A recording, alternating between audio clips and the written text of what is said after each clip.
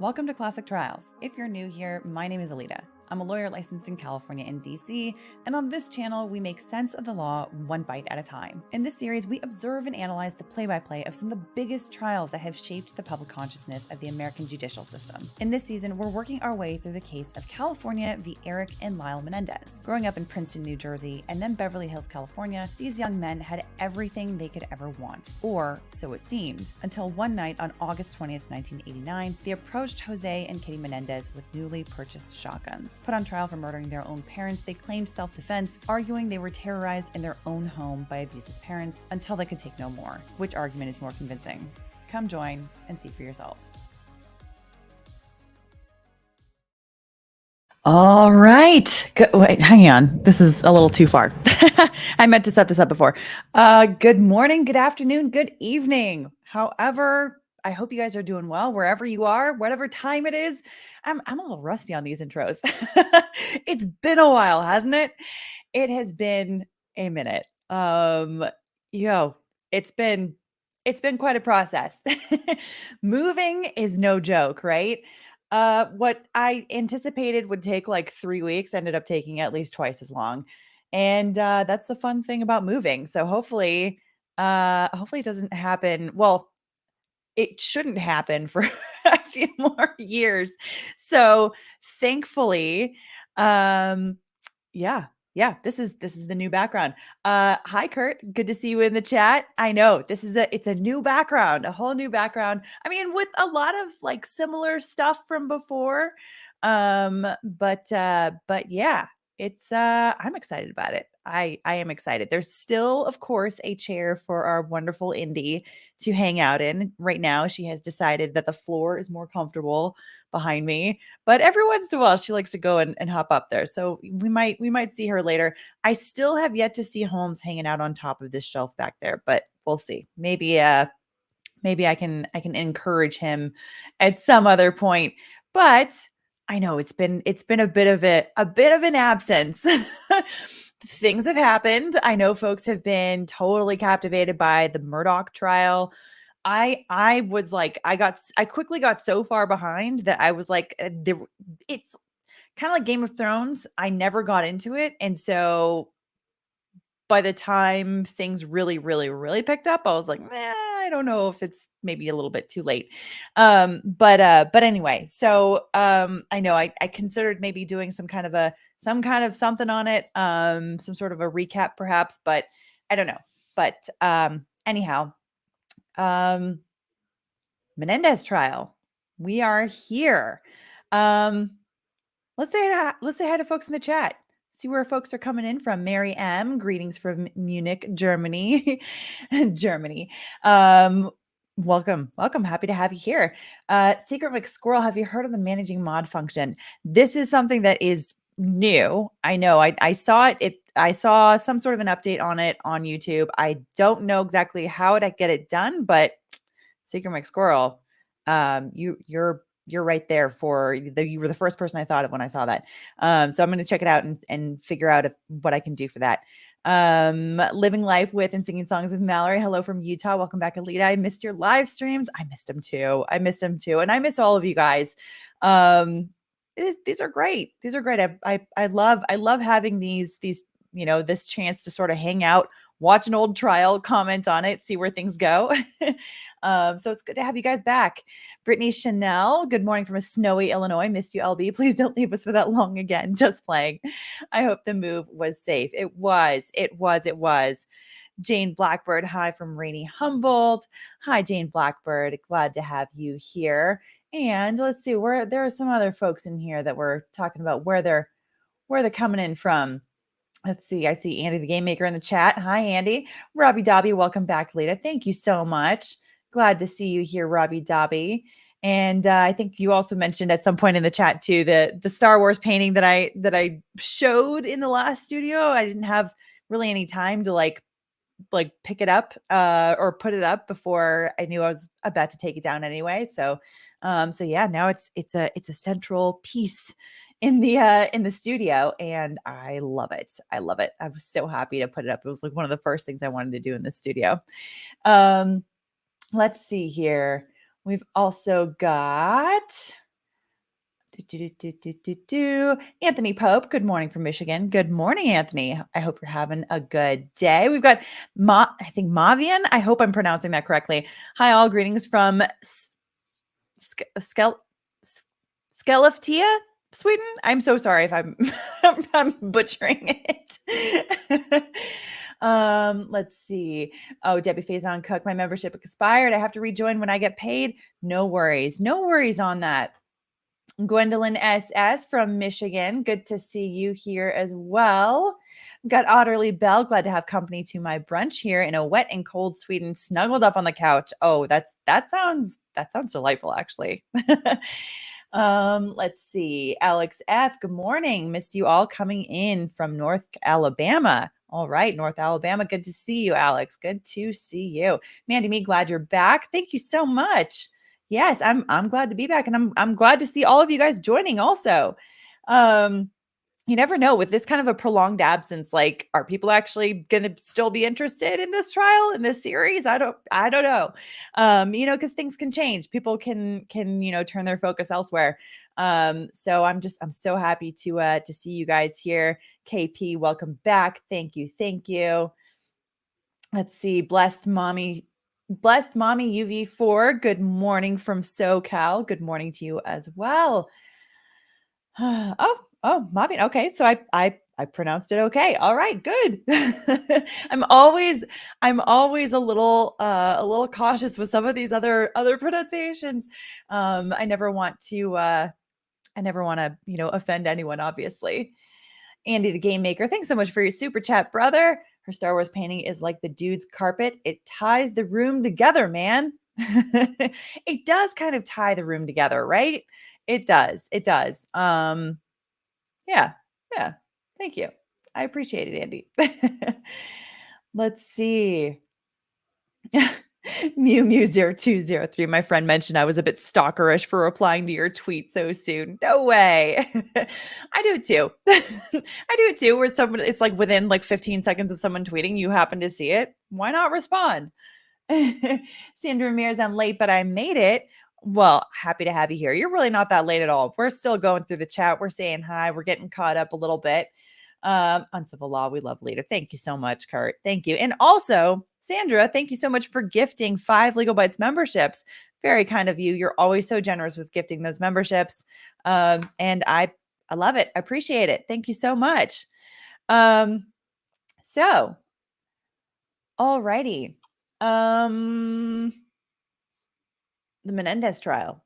Where have we left off? We are still in the middle of the prosecution's case in chief in this trial. And now, spoiler alert, obviously this has been spoiled for everybody since the beginning, since we had Nate on here and he was like, now, is this a mistrial one or the one where they were found guilty? And so the one where they were found guilty was not televised. So this is going to end in a mistrial. We know that from the beginning.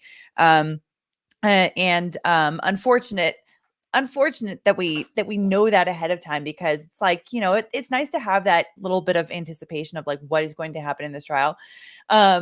So we do know that is going to happen. So we know that the defense is ultimately basically successful in this trial.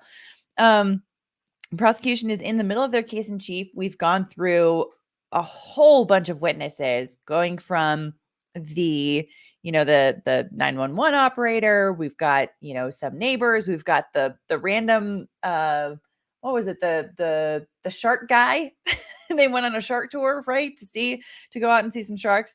Random, but memorable because of how random it was.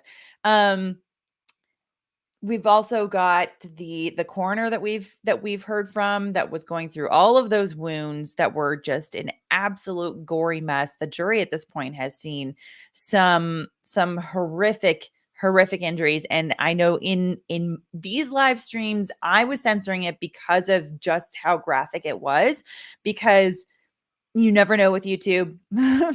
YouTube, they might be okay with it in a live trial where like things are happening right now in front of us. But looking back at a trial where you actually have a potential chance to like review the testimony ahead of time, YouTube might not be so kind about about how graphic those images are, looking back. And so I shielded those, but it gave links to where people can go and see the testimony without, sort of like my censorship on that. Now, so we saw that there was a lot. There's just a lot. A very, very messy scene. So it's even with their witnesses telling of all of the injuries and all of the um just graphic injuries, I could say, the prosecution wasn't, it's like they didn't quite line up like the story of like how exactly it happened, because it's almost like it's so overwhelming and grotesque that it's like you can't possibly tell like who was shot first, who was shot second, what did they do, how did they move, how did they like do all of these different things, at least not from the coroner's perspective. Now, we do know at this point in the trial already that they have admissions through Dr. Oziel, the psychologist that was treating one or both of the brothers afterwards for psychological, trauma issues, what have you. And so, or at least from one of the brothers to Dr. Oziel about the both of them doing this thing. So that has already been heard by the jury at this point through the direct testimony. Now he's on cross-examination by Leslie Abramson. We're going to continue with her cross-examination now in this particular session. And we're probably, initially with these sessions, I was saying like, these are going to be like 2, maybe 3-hour sessions. I think that probably with these, now that I'm starting these a little bit earlier, like 10 a.m. East Coast time as opposed to noon East Coast time. Oh, am I breaking up? Oh, hang on. Is my connection not great?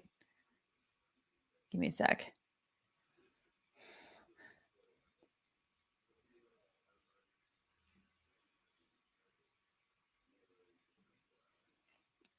Okay, is that better now? Let me know if things are better. Because I think on mine things are, wait.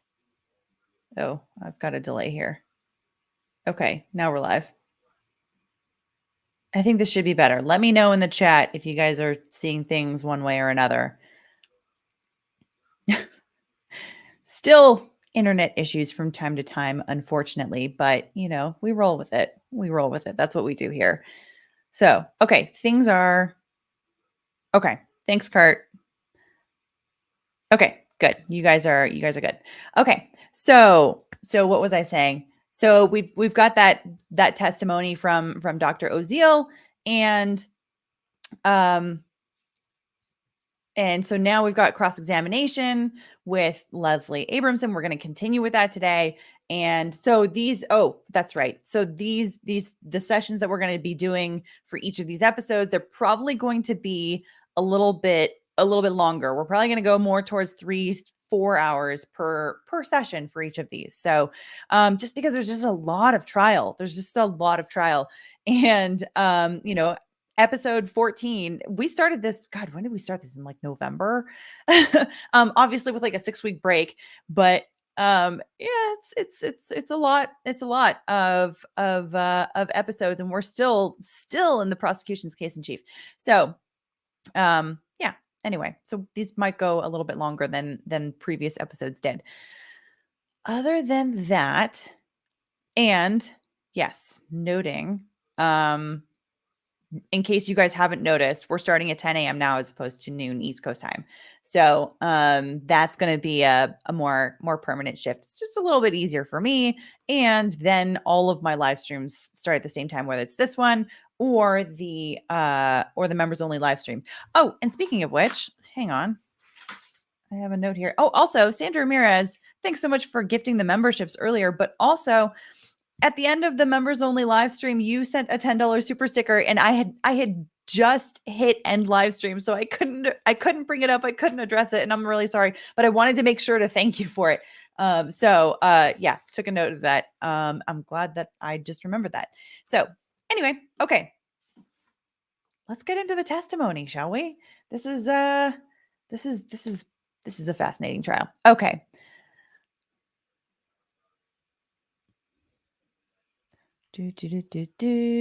Okay.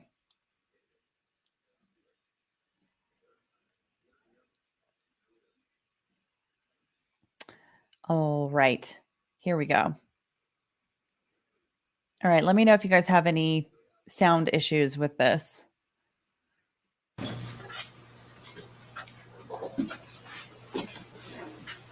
And would you state your name again for the record?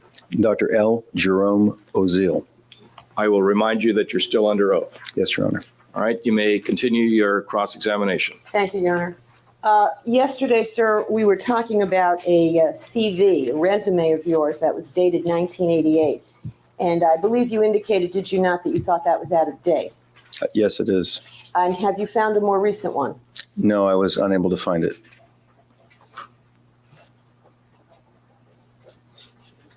Now, let's return, if we can, to the evening of October 31st, 1989, after Erik and Lyle had left, okay? You told us yesterday that you made a telephone call to a Dr. Lulo, correct? That's correct. Why did you call Dr. Lulo? I called Dr. Lulo to ask another colleague what he thought was involved with respect to confidentiality in a disguised form, meaning I didn't reveal anything about the particular situation or the patients involved, but presented a theoretical situation and asked him what his perception was with respect to the limits of confidentiality and propriety. So you had a question in your own mind concerning the limit. So now remember, just sorry, I might interrupt a few times here, but remember that this is a big issue for the defense, right? Because this was the only way that the prosecution was able to even like get the Menendez brothers on anything. Like I don't think they were even like suspects at this point before they confessed, right? Before they got this word that they had confessed. But the problem is that they confessed to a doctor within the scope of a doctor-patient relationship. Now, this was a case that went all the way up to the California Supreme Court, where they said that a psychologist can disclose the information about their patient if it is reasonably necessary for safety purposes, because they have a reasonable belief that their life or the life of others is in danger because of it. Now, so that's the law. That's what the law says. But now the defense is still going to try to sort of poke at this to show like he's talking about his patients improperly, at the very least, to get this in front of the jury so that the jury is asking these questions to say like, you know, should he have been talking about this? Should he not have been? It's still like something that the defense can potentially use. And this may have been effective for ultimately getting this case to a mistrial. Not sure, but so let's continue. That's why Leslie Abramson is just going full on to talk about this issue of confidentiality and his role as the doctor for his patients. Limits of confidentiality, or the scope of confidentiality?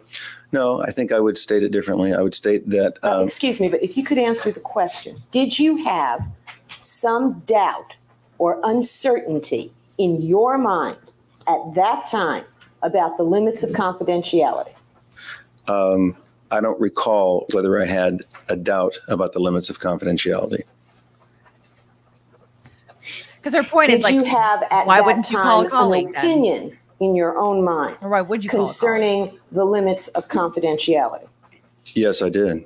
And did you call Dr. Lulo to see if he shared your opinion or disagreed with your opinion or had another point of view? That would be correct. And you said you gave him a theoretical situation to ask for his professional opinion. That's correct. And did this theoretical situation have to do with information that you had received from a patient first? Was that a component? I don't know what you mean by that question. Did you tell him, what if, or something like, what if a therapist receives information from a patient concerning the patient having committed a violent crime? Something like that. I don't recall the exact conversation with Dr. Lulo, but it probably would have been something like that. And did you also tell him, and after receiving this confession of a violent crime, the patient says things or does things that are perceived by the therapist as a threat against the therapist? Was that a component? I think that would have been a component. And did you then say, does the therapist, or words to the effect, what should the therapist do? Should the therapist call the police? Does the therapist have the right to tell other people? Those questions. I might have asked some questions in that line. Well, is it accurate to say, Dr. Oziel, that the reason you were calling Dr. Lulo is because you were not certain of what to do at that point? I would say that I was not completely certain what to do, having just been threatened. I'm assuming that I was, in fact, wanting to get a second opinion, if you will. And would it be fair to say that having just been threatened as you perceived it, you were frightened? Oh, it would be quite correct to say that I was frightened. And you were therefore in an emotional state, not a totally calm, dispassionate state. Would that be fair to say? Well, I would say I was calm, but I would say I definitely had the impression that my life was immediately going to be endangered. Okay, my question was, however, the emotion of fear. Did you feel fear? Yes, I definitely felt fear. And you were concerned for your well-being? I was concerned that I might be killed, yes. You were concerned for your well-being? That's what I stated, correct? Right. And did Dr. Lulo offer an opinion as to what you had a right to do or should do or could do, any of those things? Yes, he did. What did he tell you?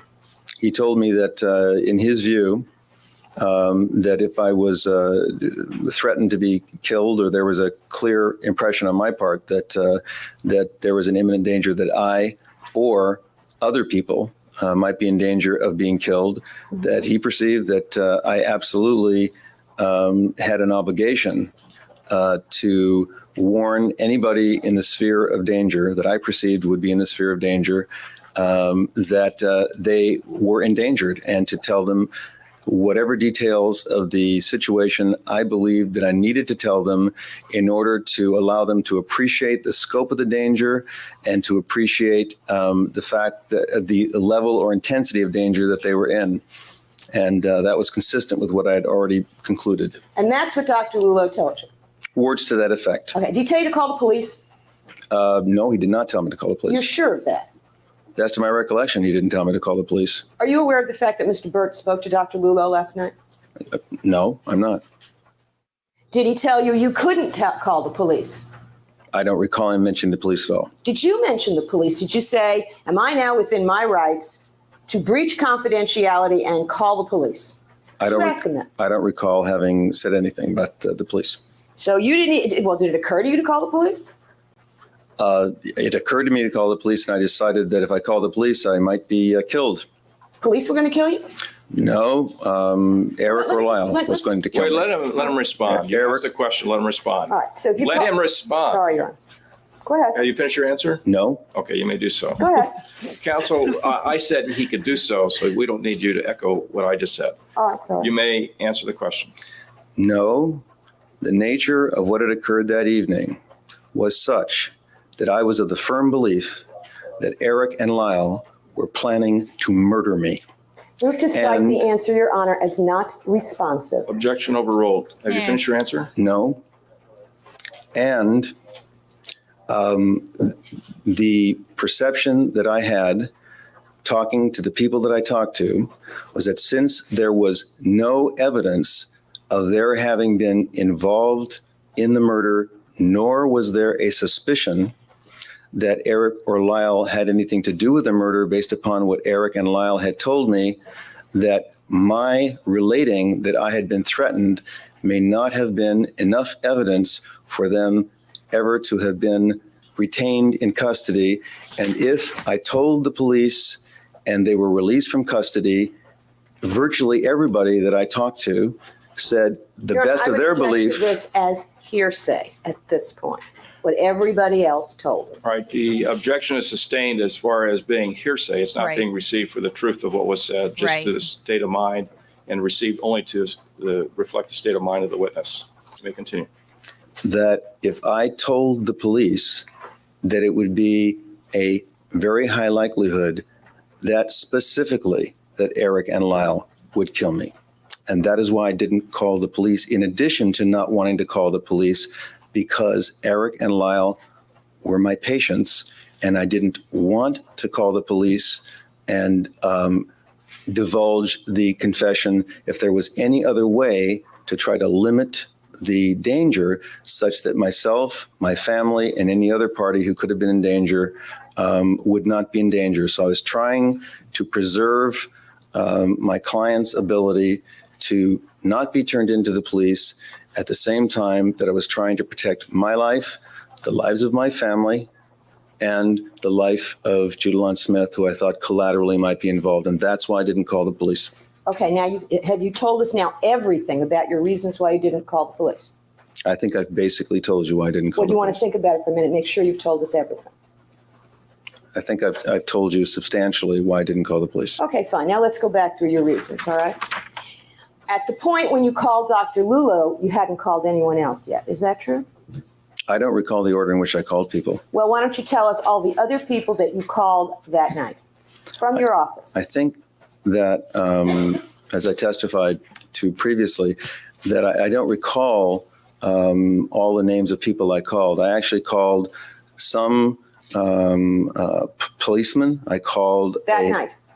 That night, yes. Okay. What policeman did you call that night? I didn't take the names of the policemen. I wasn't in a frame of mind such as to take notes about which policeman I called. I simply was calling different people to get impressions of things, specifically the amount of danger I might be in this situation. Well, let me just stop you so we do this in an orderly fashion, Dr. Oziel. You just told us that you had ruled out absolutely calling the police. Now you tell us you called a policeman. Was this a personal friend? No. Was this at a police department? Did No. you call a police department? May I explain? Your Honor, might the witness be instructed to answer the questions? Then Yes. he'll be given Okay. an At this opportunity point- to explain. Okay, counsel, don't Sorry. speak to the witness. Kick the At camera. this point, you can answer that yes or no, and if there's a Yeah. need for an explanation, either a lawyer will ask the question or not, depending on Yep. what they choose to do. All right. Yep. Now, did you that night, as you've just told us, call a police department? I did call a police department. What police department did you call?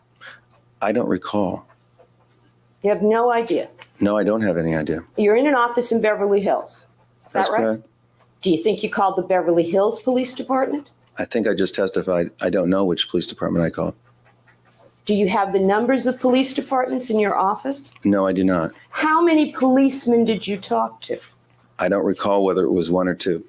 Do you think you called more than one police department? I don't recall if it was one or two. Now, you were seeking some information from the police. Yes. So did you ask for any specialized department, or were you just going to talk to whoever was at the desk? I think I just talked to that night whoever was at the desk. And what did you tell this police person at the desk?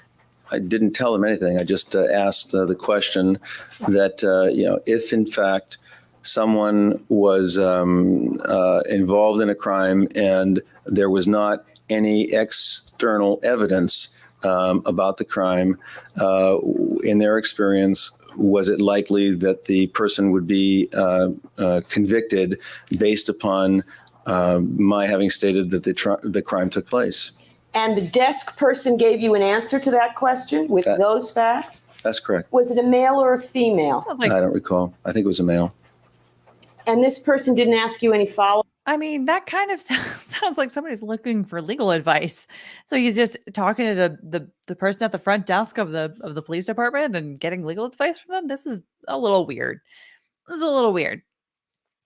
Yeah. Follow-up questions? We were just talking generally and hypothetically. The conversation may have only been 2 minutes long. So you call a police department and someone answers and you say, I need to ask a question. Is that what you did? Basically, If someone has committed a crime and confessed a crime and there's no external evidence, how likely is Kurt, I can't try Leslie Abramson's hairstyle. My hair does not curl. It'll get a good wave in it, but it does not do that. There's no way. There's no way. My hair will not do it. is their conviction? That's what you asked a desk officer at a police department. Is that right?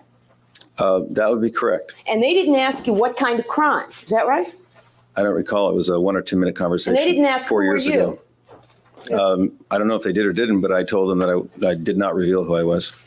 And they gave you some speculation on whether a person could be convicted or not based on the information you gave them. They made a general comment. So is it correct to say then, Dr. Oziel, your concern was not whether calling the police would have Erik and Lyle arrested, but whether you could guarantee they're being convicted? That was your concern, wasn't it? Dr. Argumentative. Overruled.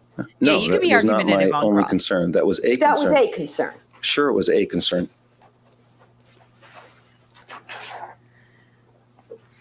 Now, who else did you call besides Dr. Lulo and this anonymous desk officer? 1 or 2 other attorneys who I don't recall. I think I also talked to a police chief or assistant police chief in some small city, but not that night. It was probably several days later. Several days later, you talked to a police chief in California? No, I think I said, or some administrative person in the police department. No, I think you're just a police chief. Do you want to change that to administrative person in a police department? Okay, counsel, now you're arguing with the witness, so rephrase your question. Who did you speak to, a police chief or an administrative person in a police department? I don't recall. I think it was one or the other. And why did you call this small town police department? Just basically for the same reason, to find out what kind of situation it was that I was in. And why would you call a small town police department instead of the Beverly Hills Police Department or the Los Angeles Police Department or the County Sheriff's Department or the Attorney General? Why would you call a small town? Because I was trying to make a call in such a way that it would be as unlikely as possible that anyone could take even the theoretical situation that I was posing and link it with in any way to Erik or Lyle or my practice. So I take it then it was a small town away from the spread of the publicity and coverage of the Menendez homicide. Is that right? I don't really recall what it was or where it was. I didn't take notes of it, and it was 4 years ago. How did you select which small town? Was it geographic, like far away in Northern California or Arizona or Maine or Spain or what? I think it was just kind of random, just me thinking of just kind of checking these things out with multiple sources to get some check on my own judgment. And how do you randomly select a small town police department to call? I mean, do you call information, say, give me the numbers of all the small town police departments? No, I think basically I thought of a couple of small cities and that were separate cities and just called one, and I don't recall which one it was. You have no idea which small cities you thought of. No, I don't. Now, do you believe they were outside of Los Angeles? Wasn't a city inside Los Angeles? I don't recall. Well, you just said that you wanted to make sure that it wouldn't tip anybody off. I mean, I take it that means there was certainly publicity about the Menendez homicides in the Los Angeles area as of that time, was there not? Yes, there was. Okay. So if you're making an attempt to have it where no one would get tipped by the facts, I take it you would have taken it outside of Los Angeles County, no? No, I don't think that it was outside Los Angeles County at all. Was it outside of Los Angeles City? I don't recall. Well, if it were outside of Los Angeles City, that would have been a toll call, wouldn't it? And it would show up on your phone bill. That's not necessarily true, but it might be true. Okay, have you looked over your phone bill to see if you can find the number for the small town police department? I certainly haven't. And do you believe, Dr. Oziel, that by being this vague about what you called, it would be impossible for us to look at those phone records to either verify or dispute what you're saying? Does that occur to you? Overruled. Is that your reason for being so vague? I think my reason is that I don't recall. And you Who I took called. no notes of this contact with this small town police department, is that right? I'm sorry? Could you repeat? No notes, I think you just Kurt, said. that's a No, I good didn't. question. Starting a poll. And did you tell this small town police department that you had in your possession a confession to murder, to double murder? Did you tell them that? No, I did not. Did you tell the desk officer at the unknown police department that you had in your possession a confession to double murder? No, I did not. No, you didn't. What you did was you told them you had been threatened. Isn't that true? I don't recall specifically what I told them, but I know that I didn't tell them anything about a double murder. Well, did you tell them you had a confession to murder? I don't even recall that I told them that. So did you tell them you knew that there's someone who committed a crime and that person threatened you? And what was the likelihood, based on that, of the person being convicted? Is that basically what you were saying? Something like that. So you never told them that you had a confession, is that right? I don't recall that I ever told those people that I had a confession, no. Did you tell any of the people that you called over the next measurable period of time for input that you had a confession? Yes. Who'd you tell that to? I believe I told that to Brad Brunon. Brad Brunon is your lawyer, is that right? That's correct. And when did you first connect with Brad Brunon? I You don't already recall. told us you didn't reach him on the 31st. So when did you? Well, I don't know that I stated I didn't reach him. I don't recall having reached him on the 31st. I might have, just don't know. All right, when do you recall telling him? I don't recall. I just recall that I made some phone calls that night and I made some other phone calls over the next couple of days. And I really don't recall which person I talked to that night except Dr. Lulo, although I do know that I made more calls that night because I spent something like, as I recall, maybe 15 minutes to a half an hour, something like that, in the session. And the conversation with Dr. Lulo, as I recall, was pretty brief. When did you tell Brad Brunon that you had a confession? I don't recall whether it was that night or within the next several days. Well, was it either that night or over the next several days? I believe so. And did Brad Brunon tell you that if you had a confession to murder, that that was not evidence that you could go to the police with? Did he give you that advice too? Your Honor, may I ask if that's attorney-client privilege or not? I think the Counsel, if you want to argue the matter, we can do it at the sidebar. now that night you said, I believe as part of a previous answer, that you think you made about 15 minutes worth of phone calls. Is that right? I think I said that I was in the office somewhere around 15 minutes to half hour. I don't recall exactly how long. Were you making phone calls during that time? Yes, throughout most of the time. All right. Now, you've told us that you don't remember who you called with the exception of Dr. Lulo and a police desk person. Is that right? No, actually, I think that for sure I know that I called my wife. Well, we're getting there. You remember calling your wife? Yes, I do. Okay. And did you tell your wife that you had been threatened and that she should take the kids and get out of the house? Words to that effect. Okay. And to the best of your understanding, was your wife complying with that? Yes, she did comply with that. And did you go over to your house after you left your office to get anything? No, I did not. And where did you go to stay that night? I went to the home of Judalyn Smith. Now, you have told us very explicit language, Dr. Oziel, that you were in fear of imminent murder at the hands of Erik and Lyle Menendez that night. Is that right? That's an argument. Is that how you felt? Objection is overruled as far as the words that you used, Ms. Abramson, but perhaps you can rephrase it in a less argumentative tone. Is that how you felt? Imminent danger of murder at the hands of Erik and Lyle Menendez? Yes, I did. Okay. And therefore, you wanted to put yourself out of danger. Is that right?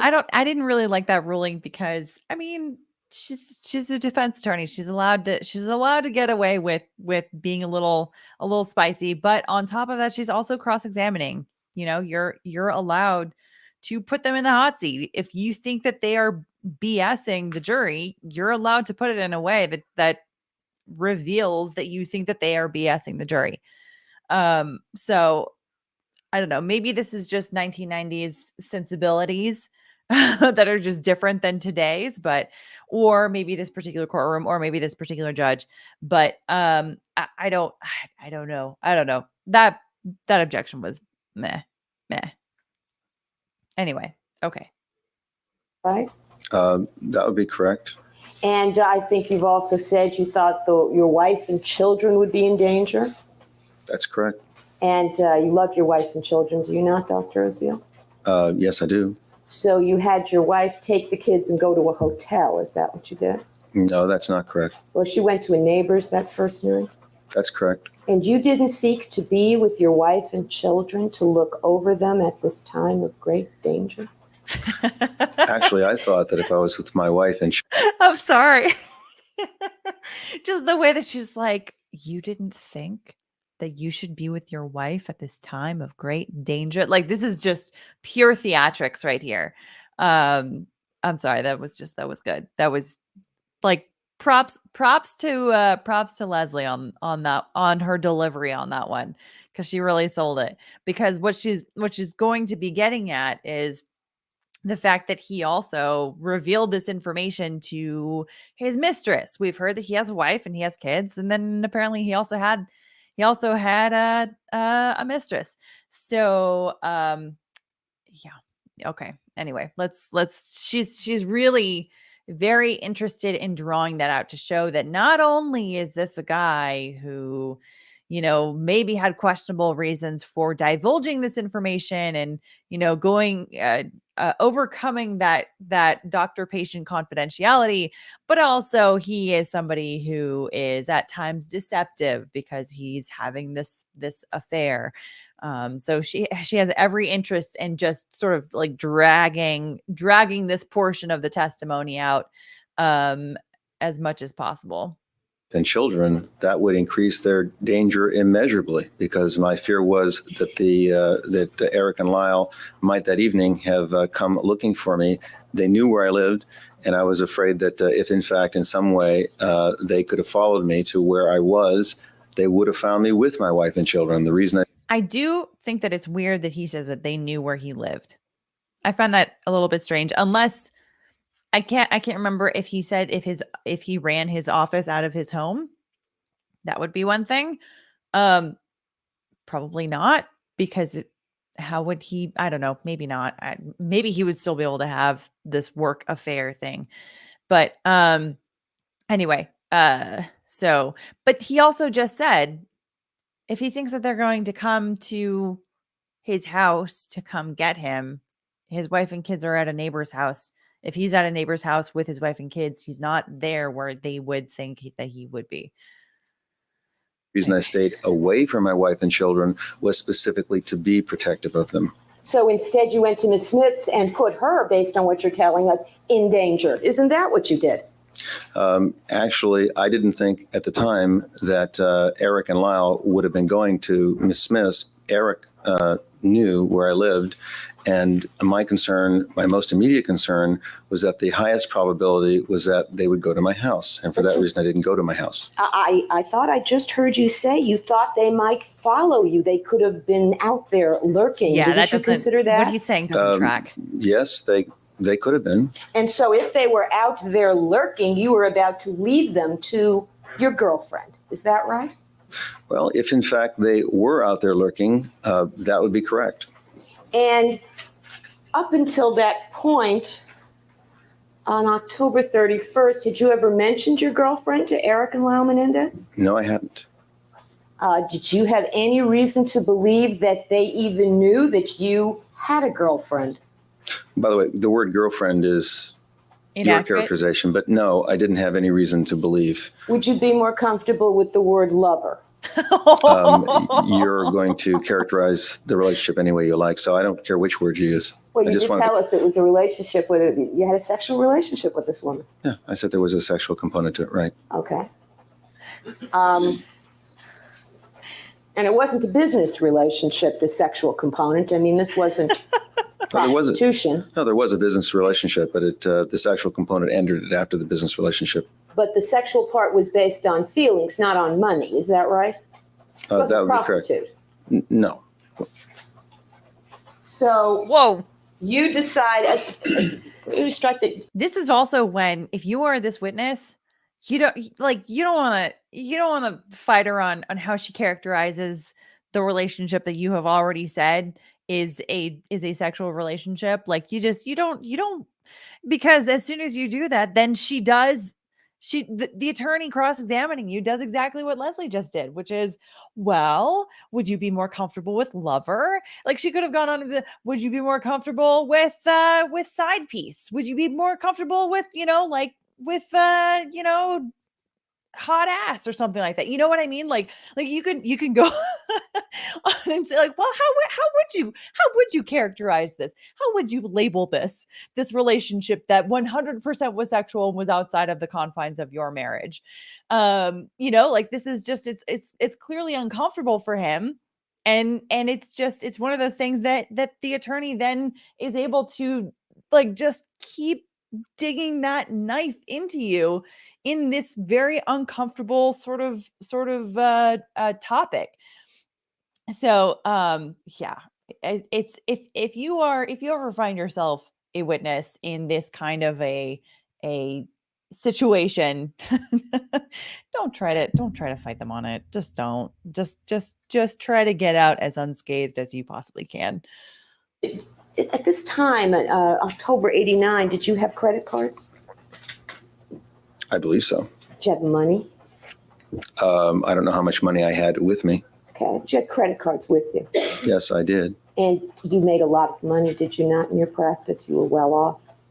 I don't know what well off is, but yes, I make a decent income. So you could have afforded to go to a hotel, could you not? Yes, I could have. Instead, you went to Miss Smith's house, and when you got there, or shortly thereafter, you told her details of the confession of Erik Menendez, did you not? Yes, I did. Some of them.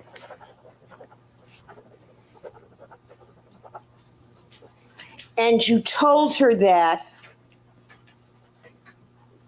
understanding that Erik Menendez never thought for 1 second that you were going to go and tell your girlfriend what he told you. Isn't that true? Well, I don't think I was understanding or thinking about that as a concept at all. And you told her that under this notion, I take it, that you having been threatened, she was somehow in danger. Is that right?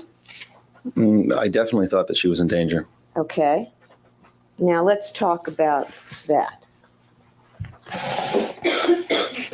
Before you drove to her unknown, as far as Erik and Lyle were concerned, location, how was she in danger? I'm sorry, I didn't understand what you said. Okay. I think you've testified that to the best of your knowledge, neither Erik nor Lyle knew of her existence, correct? Correct. Knew where she lived, correct? Correct. Knew that you'd be choosing this night to go stay at her house, correct? That's correct. You didn't tell them, oh, you frightened me, so I'm going to go stay with Miss Judalon Smith. No, I didn't. Okay. So they knew nothing, as far as you knew, about this woman that you were having this relationship with. Is that right? That's correct. But you felt that she was one of the people that you had to warn of this threat. Is that right? That's correct. Now, let me see if I understand this. The only other person you warned of this threat was your wife, right? That's correct. And your wife is also a psychotherapist, right? yes, she is. And your wife already knew that you knew the Menendez family and that they were, the boys were patients. Is that right? That's correct. And you felt, did you not, that your wife as a therapist who knew about your practice was someone you could tell things to and it would stay confidential, right? That's correct. Judalon Smith was not a therapist, was she? No, but I did have a confidentiality agreement with her. Well, we'll get to that. She was not a therapist, was she? No, she was not. And she did not work for you at that time. You had no employment contract with her. You paid her no salary. She had done no work for your therapy practice whatsoever. Is that correct? That's correct. Now, you just said you had a confidentiality agreement with her. Did you believe, Dr. Oziel, that you could get, for example, your plumber to sign a confidentiality agreement, and if he was working on the pipes, he had a right to hear what was going on in your therapy sessions? No, I didn't. Did you think you could get your barber to sign a confidentiality agreement, so if you chose to talk to him about what your patients told you, somehow it would still be confidential? No, just people who had some potential access to my records and who I believed might have access to confidentiality records.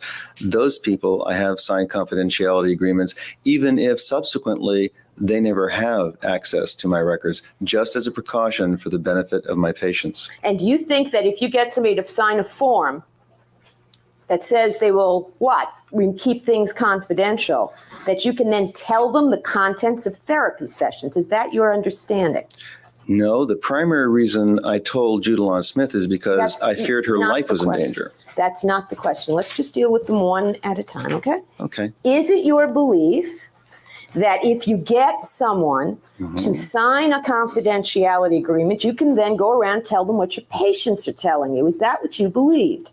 No, there were limited instances in which, on an as-needed basis, people who have signed confidentiality agreements, who have some relationship to your practice, definitely have access to materials that are confidential. As a matter of fact, that happens on a regular basis in all psychotherapy practices. Is that no?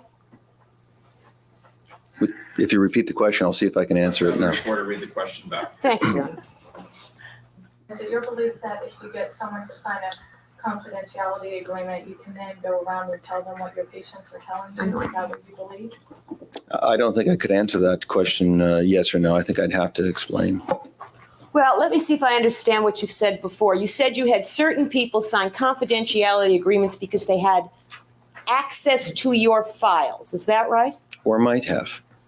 Or might have access to your files, right? Or confidential information. Well, let's just take it one step at a time. You mean confidential information from your mouth?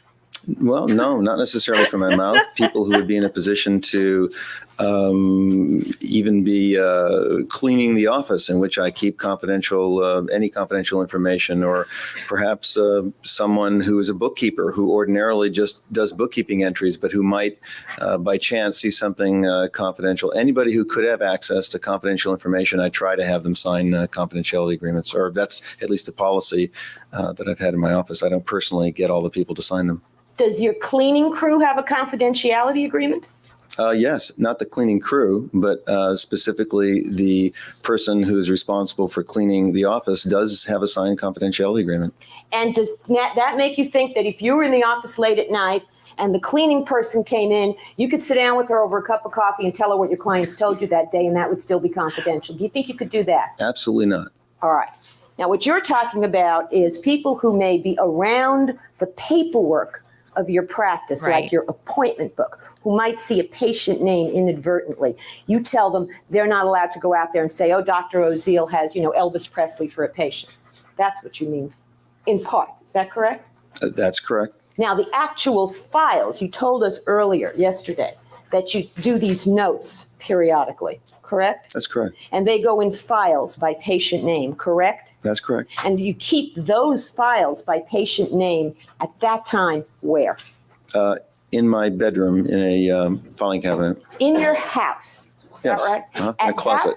Is that correct? In a closet in my bedroom, right? Closet in your bedroom. At that time, did Judalon Smith have access to your closet in your bedroom in your house? No, not to my knowledge. That's an interesting And question. that's where the notes that might reveal what your patients are saying to you in confidential communications. That's where they were kept at that time, in your house, correct? Not all of my records. There were other records that were other places. I'm talking about the files that have patient statements in them. The patient files were kept in the filing cabinet, but notes from my day's practice that I complete at the end of the day would often be in my attaché case, as would be a phone book with patient phone numbers. And so there, is always a remote possibility that someone could open up my attaché case or somehow or other get access to data in places other than the filing cabinet in my bedroom closet. Okay, so the patient files with the notes were kept in this filing cabinet in your bedroom closet. Is that what you're telling us? That's where the filing cabinet was? That's where that filing cabinet All right, was. but you might have a few notes from a particular day still in your attaché case. Is that right? That's correct. And do you leave that in your office unlocked? The attaché case? Yes. No, I bring it with me. Okay, so it's with you. Yes, it is. All right. And did you have any reason to believe Judalon Smith or the cleaning man or was going to go rummaging through your attaché case? She certainly could have. I'm Well, not was she saying- around your attaché case? At times. Did you have any notes from the session of October 31st in your attaché case on October 31st? No, I didn't. Now, you had Judalon Smith sign a confidentiality agreement when? We had a confidentiality agreement, I believe, sometime in June, and I don't recall the date. Well, in fact, there is a document that you claim is a confidentiality agreement with her that's dated June 1st, 1989. Is that right? I don't know. You have the document. And you're aware of the fact that Ms. Smith claims that that was a forgery. Objection, calls for Thursday, no matter. Move to Ooh. strike. Objection sustained to the question. The jury's admonished to disregard it. Now, I take it, Dr. Oziel, since you keep your Yeah, patient no, that's files. that's proper because she's basically telling the jury, "Hey, Miss Smith is disputing this. She's not testifying here, but just trust me, I'm telling you that." So that was a proper decision by the judge. And but is the jury really going to disregard it? Probably not. In your home, that all people who live in your home, therefore, potentially have access to the confidential communications of your patients. Is that right? Well, remotely, but yes. And that would include people who live in your home, such as Cynthia McPhee. Is that right? I don't know if that would apply to that person. Well, she lived in your home for what, 5 years, 6 years? Something like that. And you kept files in your home during that time? Yes. And would that also apply to people who would work in your home, like Alexandra Corey? Not necessarily. Was she in your home? She was in my home, but not somebody who would have necessarily had any access to confidential information. But Ms. Smith didn't work in your home in October of 1989, did she? No, she didn't. So wouldn't it be fair to say that at least with respect to those files in the cabinet, in the closet, she didn't have access to those things at that time? Is that right? That's correct. Now,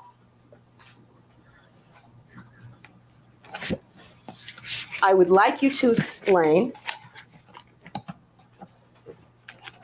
all of the reasons why you told Judalon Smith what had occurred at your office on the night of October 31st. All of your reasons. You can get them all out now at once. Okay. I need to ask for some assistance from the court. It's a significant part of the reasons that I told Judalon Smith and believe. Just wait. We need to approach. Okay. This is going to say you can all approach. All I'm right. not sure about that one. So And there are some matters that the lawyers and I have to spend a little more time discussing. So we'll take our morning recess and it'll take us a little while to finish off and then take a break, let the lawyers all take a break. So if you would all return to your respective jury rooms at 10 minutes to the hour, that's enough time so that we can discuss our matters and then also give everyone a break. So 10 minutes to 11. And don't discuss this case with anyone or form any final opinions about it. We'll see you back here then. All right, as soon as all the jurors have left, have they? Summary. Okay. All right, we'll conduct a brief hearing with the witness, and then we'll have another hearing in a closed session with just the defense and the witness present. Relating back now to the issue of privilege, attorney-client privilege, and your conversation with Mr. Brunon, you had a question in that regard. All right, if you want to come out, you can come out. Okay. Yeah, go ahead. Yeah.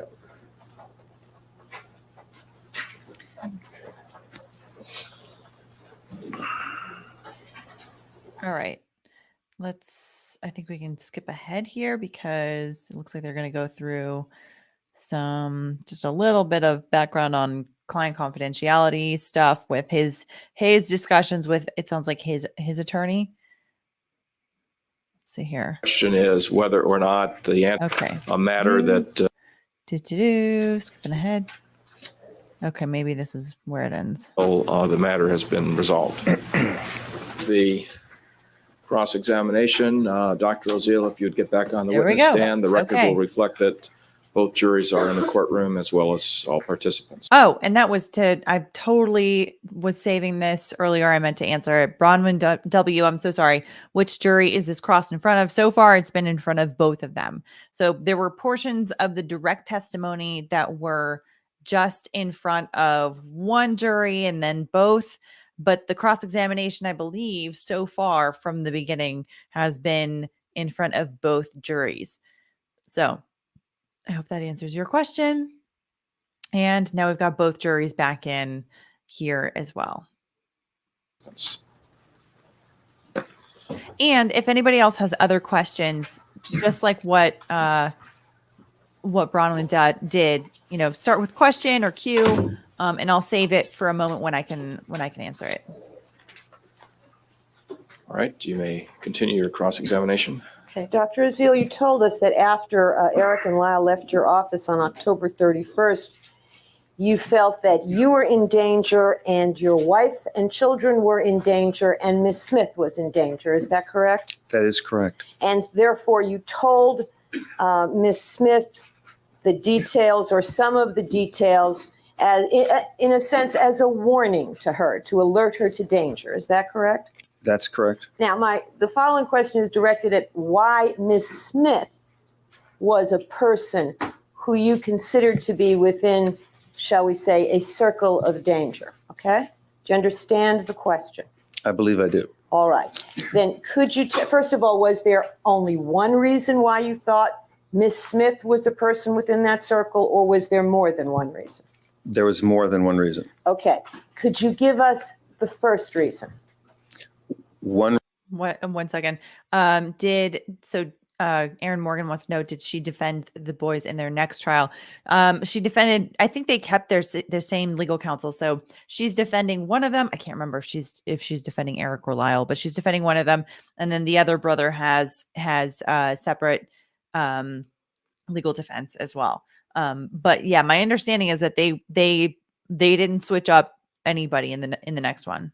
One reason had to do with the fact of me simply being with Miss Smith at all, having her in my presence and having been in a relationship, and also from her standpoint, having expressed an intention to continue in a relationship with me. So having a close relationship from a personal standpoint.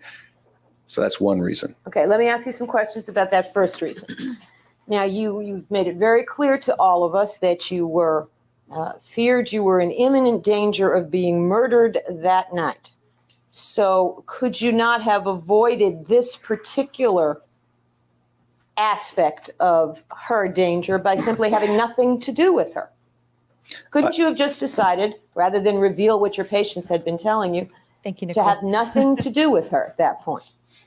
I don't believe that I can answer that question until you ask me the other reasons that I also thought that Ms. Smith was in the zone of danger, because you're isolating one, the first one only, and the answer. Okay. You cannot answer that. Sorry. Good question. Yes, I Well, can let me answer ask you it. this question. Did you think you could extricate yourself from a relationship with Miss Smith as of October 31st, 1989? No. Not very probably very easily. And did that have something to do with her, what kind of person she was, or what was going on in the relationship? Yes, I would say that that's part of it. Okay. And would you tell us what that was? Could you just not get away from this woman? Objection, irrelevant. Yikes. Nah, Overruled. it's kind of relevant. She was, I thought at the time, evidenced by things she said and by things that she had written, extremely involved with me, to the point where I had tried to break off that relationship multiple times. And Ms. Smith had continued to assert herself in terms of trying to stay in the relationship. And I did not believe that it was going to be very easy to not have her, just not have her be around or have an association with me. You mean you couldn't avoid being around her physically? Is that what? Okay, hang on. Sorry, I didn't mean to pull that up. Basically saying she's too obsessed with me to break it off. I tried to break it off before, but she's a little too attached. She's a little too obsessed. Then why did you go to her house that night? Why, like, you chose to go to her house that night? I'm not buying this whole thing. I feel like he could have like distanced himself at the very least, not put her in danger if he thinks that she was being put in danger by virtue of the relationship. Yeah, I don't know. I'm not buying it. Is that what you're saying? She followed you. She showed up in your house. She dogged your steps. She stalked you. Is that what you mean? You couldn't physically separate from this person? Sustained. Are you saying you couldn't physically avoid this person? I'm saying that I think it might have been difficult for a number of reasons. Even for a licensed psychologist? I don't understand what that means. Well, you have certain people management skills, don't you? Yes, I think I do. But you felt that this woman and her insistence on staying in this relationship was beyond your skills to deal with. Is that right? She wasn't easily responding to me saying that I wanted to not have further dealings with her. That's correct. But you didn't want to have further dealings with her. Is that what you're saying? That's correct. Objection, irrelevant. Overruled. The answer will stand. Yeah, it's pretty relevant. Did you think she was a stable person? At that time, Yeah. not very. Ooh. I wonder if she's gonna get called. She would have to be, right? So you went to the home of this not very stable person, and you told her that the Menendez brothers had killed their parents and had threatened to kill you, and you were in danger, and she was too. Is that right? I don't think I said those words that way, but I did reveal some of that content. That's correct. I disclosed that as a warning To an unstable person. to someone who at that time was not very stable. Ooh. Good job, Was Leslie. it your intention, Dr. Oziel, to have someone go to the police and blow the whistle on the Menendez brothers at that point? I think you know very well that it was not my intention at all to have that occur. Well, whatever I know is not really the issue here. That was not your intention, though. Is that true? I made every effort to avoid that. In fact, it was Miss Smith on March 5th, 1990, who went to the police and told them that the Menendez brothers had confessed to you. Isn't that true? That's Call correct. for hearsay, Your Honor. Objection sustained. The answer is stricken. To the best of your knowledge, You saw a search warrant, did you not, for your home? I think the search warrants come out. I saw a search warrant. And you were told by the prosecution, and you were told in the course of that search warrant that she was the source of the information. Your Honor, calls for hearsay also assumes facts not in evidence as to the affidavit. Objection sustained. You had telephone conversations with Ms. Smith even after the search warrant was served. Isn't that true? Thank you, Mia. I don't recall that. I mean, it might be Okay. true. I don't recall. Judilyn You went to her will house and testify. visited her on March 19th, 1990. And you later learned, did you not, that that entire visit was tape recorded by the police? Yes, I received some tapes from the police, but I don't recall the sequencing. Do you recall that you learned that you, at one point when you were at her house in March, that the police officers were hiding in the closet while your conversations with Ms. Smith were being tape recorded? At one point, I learned that.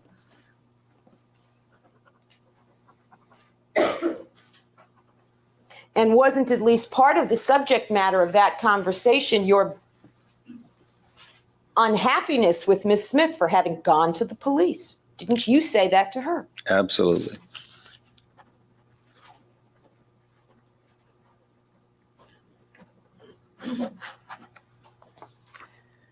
Now, apart from the fact that you could not extricate yourself from this relationship, oh, let me strike that.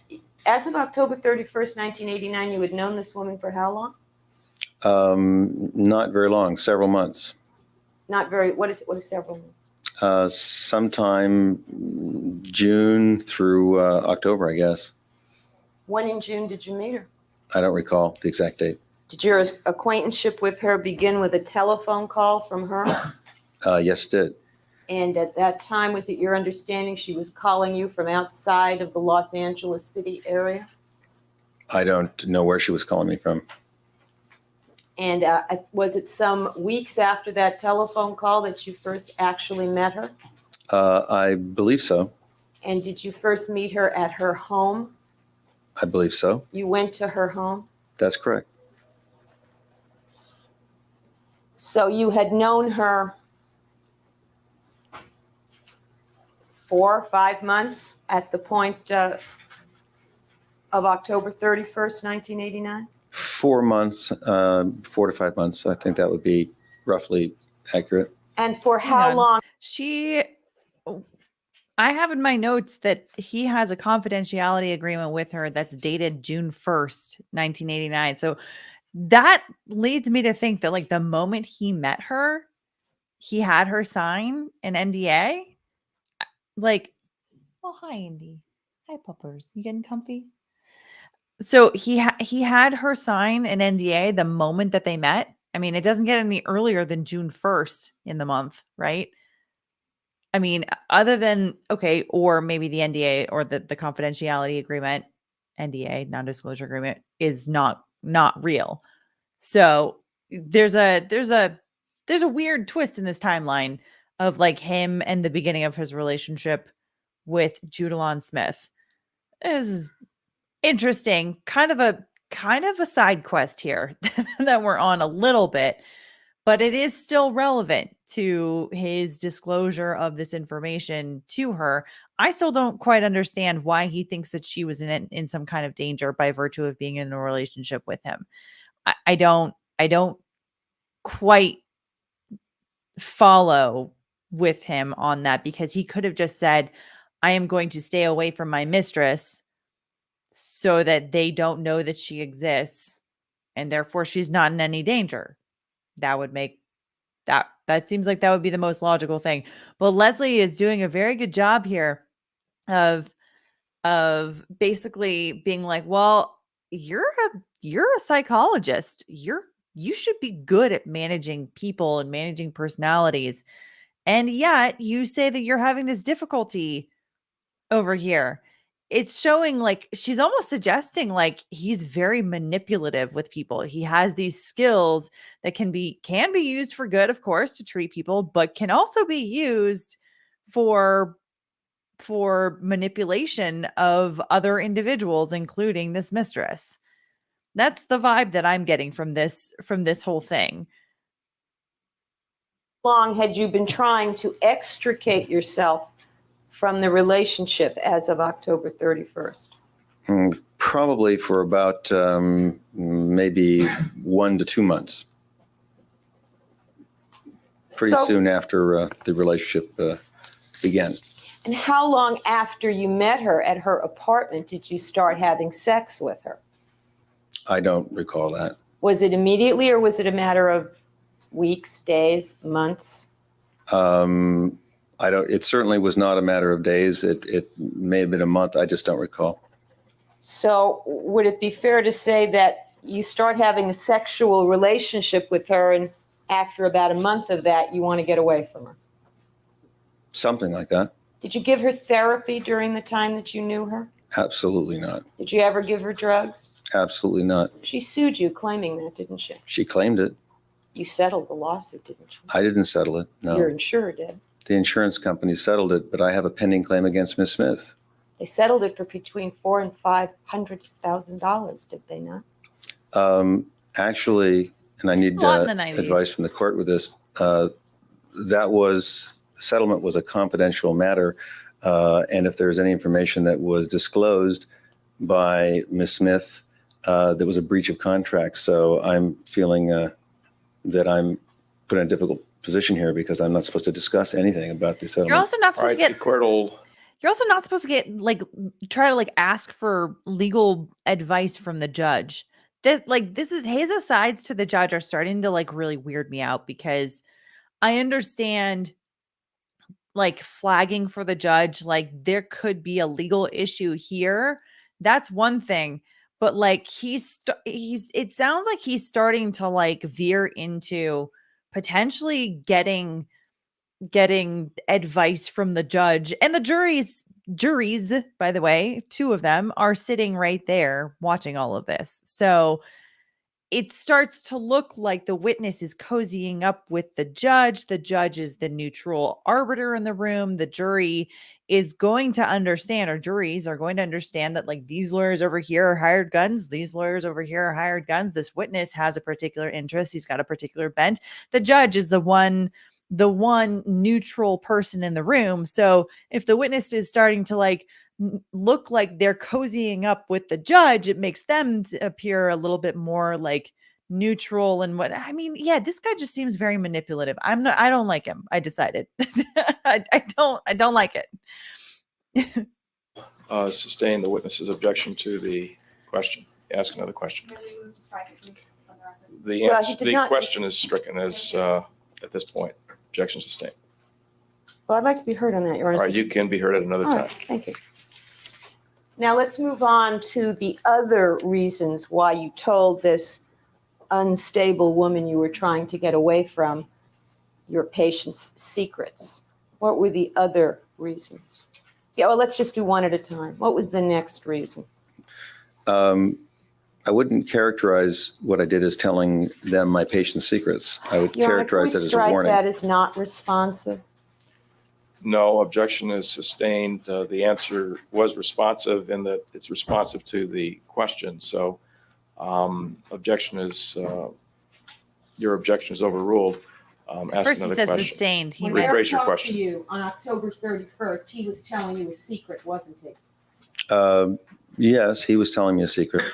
And what patients say to their doctors are called, are they not, confidential communications at the time they are spoken. Is that correct? Unless there's an exception. At the time they are spoken, they are called confidential communications. Is that right? Ask me answer, Your Honor. Overruled. I believe they're confidential unless there's some exception to privilege. And you tell your patients, you've already told us about confidentiality law. Is that right? Yes. Now let me ask you, Dr. Oziel, in 1989, before this case, what did you tell your patients about the privacy of what they're telling you about their lives in your office? Objection irrelevant. You're asking in general or as to the defendant? Well, he's already said that he tells them Well, all. counsel, I'll just answer my question. Generally. Be responsive to my question. All right, I will. Generally. Objection overruled. In general, I tell patients about confidentiality in psychotherapy sessions. Well, tell us what you tell them. Pretend we're all your patients. Ordinarily, what I do is I disclose fundamentally the evidence code with respect to the exception to confidentiality, that therapy is confidential unless certain conditions take place, and then go through some of the conditions that are likely to be exceptions. Pretend we're your patients. Tell us what you'd say to a patient. Just what I said, and then I add the exceptions, which have to do with danger to oneself, Excuse me? danger to oneself, danger to someone else, inability to care for oneself, elderly abuse, child abuse, areas like that. And I tell people that those are basically the conditions under which there is not confidentiality. Well, I don't understand. I'm a dumb patient. I've never talked to a therapist before. And if you're telling me, you say to them, there's confidentiality except danger to oneself, danger to another, abuse of the elderly. I don't understand what you're saying. What do you tell them about what you're going to do with the information they give you? I don't tell them anything beyond that it would be confidential except under those circumstances. Well, what do you mean by that? How do you explain when they say, I don't understand, Dr. Oziel? What are you talking about? They don't say that. Well, let's say they just did. What do you mean? That's theoretical and speculative. So when you say to them, that's all you say to them. So you don't say to them, for example, if you are my patient and you tell me that you are sexually molesting your child, I have to call the police. Do you tell them that? Sometimes, but not always. I mention the exceptions, and I can't say that every single time I go into that elaborate detail. But in fact, in the state of California in 1989, there was a statutory reporting law, was there not? So that if someone did tell you they were molesting a child, you had to report it to the police. Isn't that true? That's absolutely correct. All right. Now that's a mandatory reporting requirement for child abuse, correct? It certainly is. Okay. And let's assume hypothetically you have a patient who's a child. Do you tell the child patient, now if you tell me that you are being abused in any way, physically or sexually or any other way, I have to report that to the police and turn in your abuser. Did you tell that to the kids? That's in Vegas. She's talking about kids. What are you talking about? Objection Patients? sustained. Oh, do you tell patients who are minors that if they reveal to you information that they are abused, you have to report that? Do you tell that to them? That depends very much on the age of the child. I said minors, under 18. Usually I do.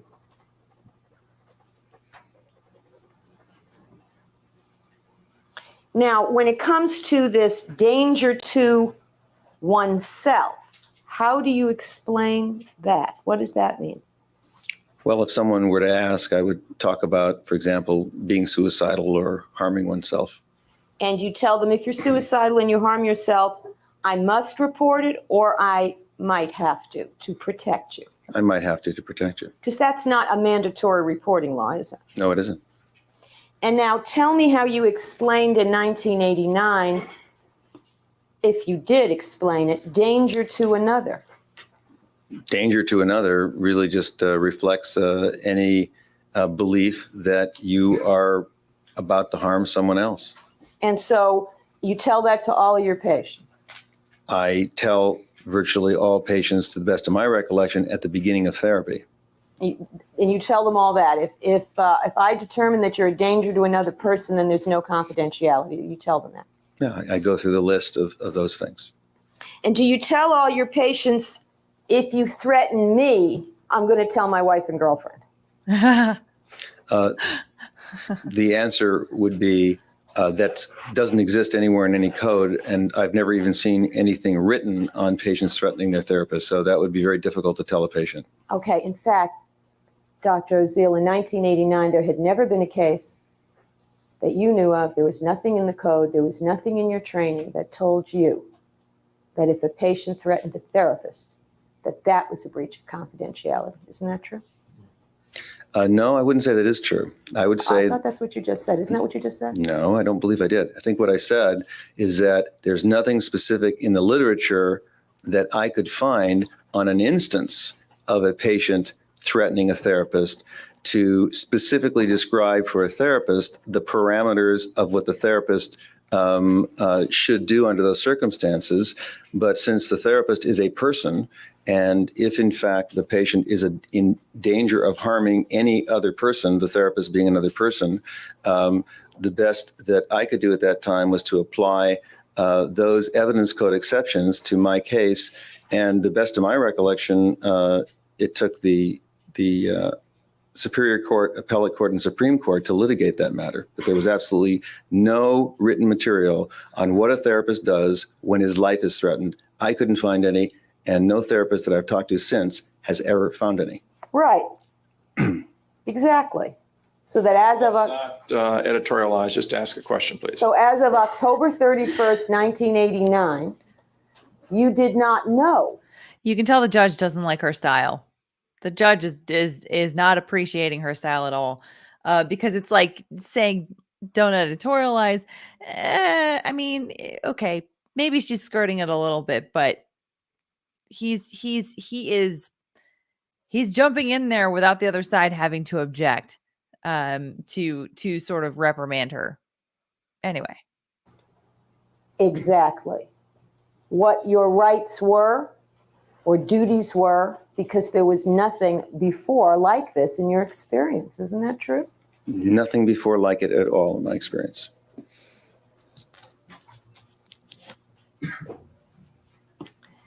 So I take it then that when you told Erik and Lyle about the limits of confidentiality on October 31st, you couldn't have told them, and if you threaten me, I have a right to do thus and such, because you didn't know that then. Isn't that true? No, it's not true.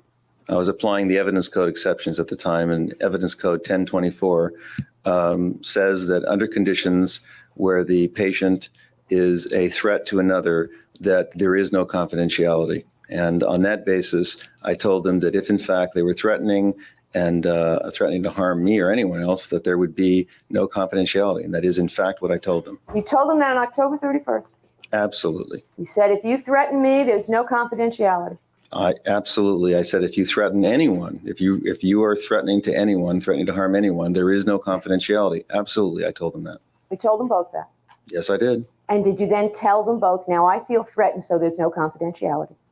I told Lyle very expressly that he was menacing to me. In And fact, did I you tell told him several times that he was menacing and threatening to me. You didn't tell that to Erik. No, I didn't perceive that Erik in that session was being threatening or menacing to me. You just thought he was going to murder you that night. Is that right? I thought that, Yes? Is that yes? I'm trying to answer the question and I can't answer it yes or no. Okay. Would you like me to explain it? No. Did you tell Lyle, after you told him you thought he was being menacing, that therefore the evidence code section 1024 of the California Evidence Code now clicks in Lyle, and therefore nothing you've told me is confidential? Did you tell him that?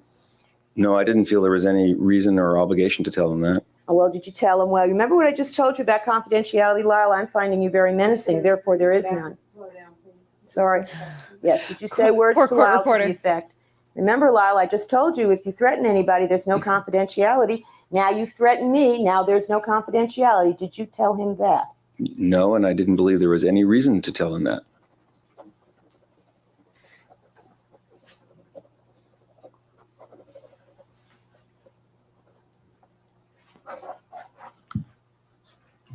Let's go back then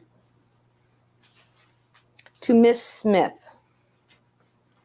You called her from the office also after you called your wife? I may have, I don't recall, probably. Did you call her before you called your wife? I don't know what order it was. I think I called my wife first. Okay, and did you tell your wife when you called her that you would be staying at Miss Smith's house that night? I think I told her that I probably would be staying at Miss Smith's house that night, something like that. And then you may have called Miss Smith? I believe so. And then you went to Miss Smith's house? That's correct. And how many days did you stay there? Several days. You slept there several days. That's correct. Were you hiding out there? Pretty much.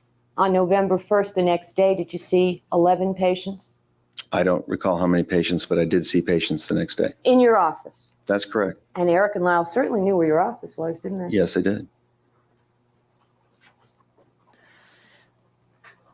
Now, the second reason, apart from your inability to extricate yourself from this woman that you told Ms. Smith, was what? The second reason is that I was concerned that Lyle and Erik might go to my house, since they knew where I lived, and that they might discover some materials in my house that would potentially link Ms. Smith as a very likely person who could have information about whatever they disclosed. And since I had reason to believe that whoever was in possession of such information, or could have been, would be in danger, I thought that was another basis for telling her. Did you think they were going to go to your house that night and start looking through your house and come upon this information? I thought that was a possibility. Okay. And you were afraid that if they found something in your house, they would have figured out that this person knew about their confessions to you. Is that what you thought? I think that's probably overstating it. I think that they could have easily pieced together, based upon the kinds of information that were in my house, that there was a relationship such that that she could be one of only two people that that could be in the danger zone at that particular time.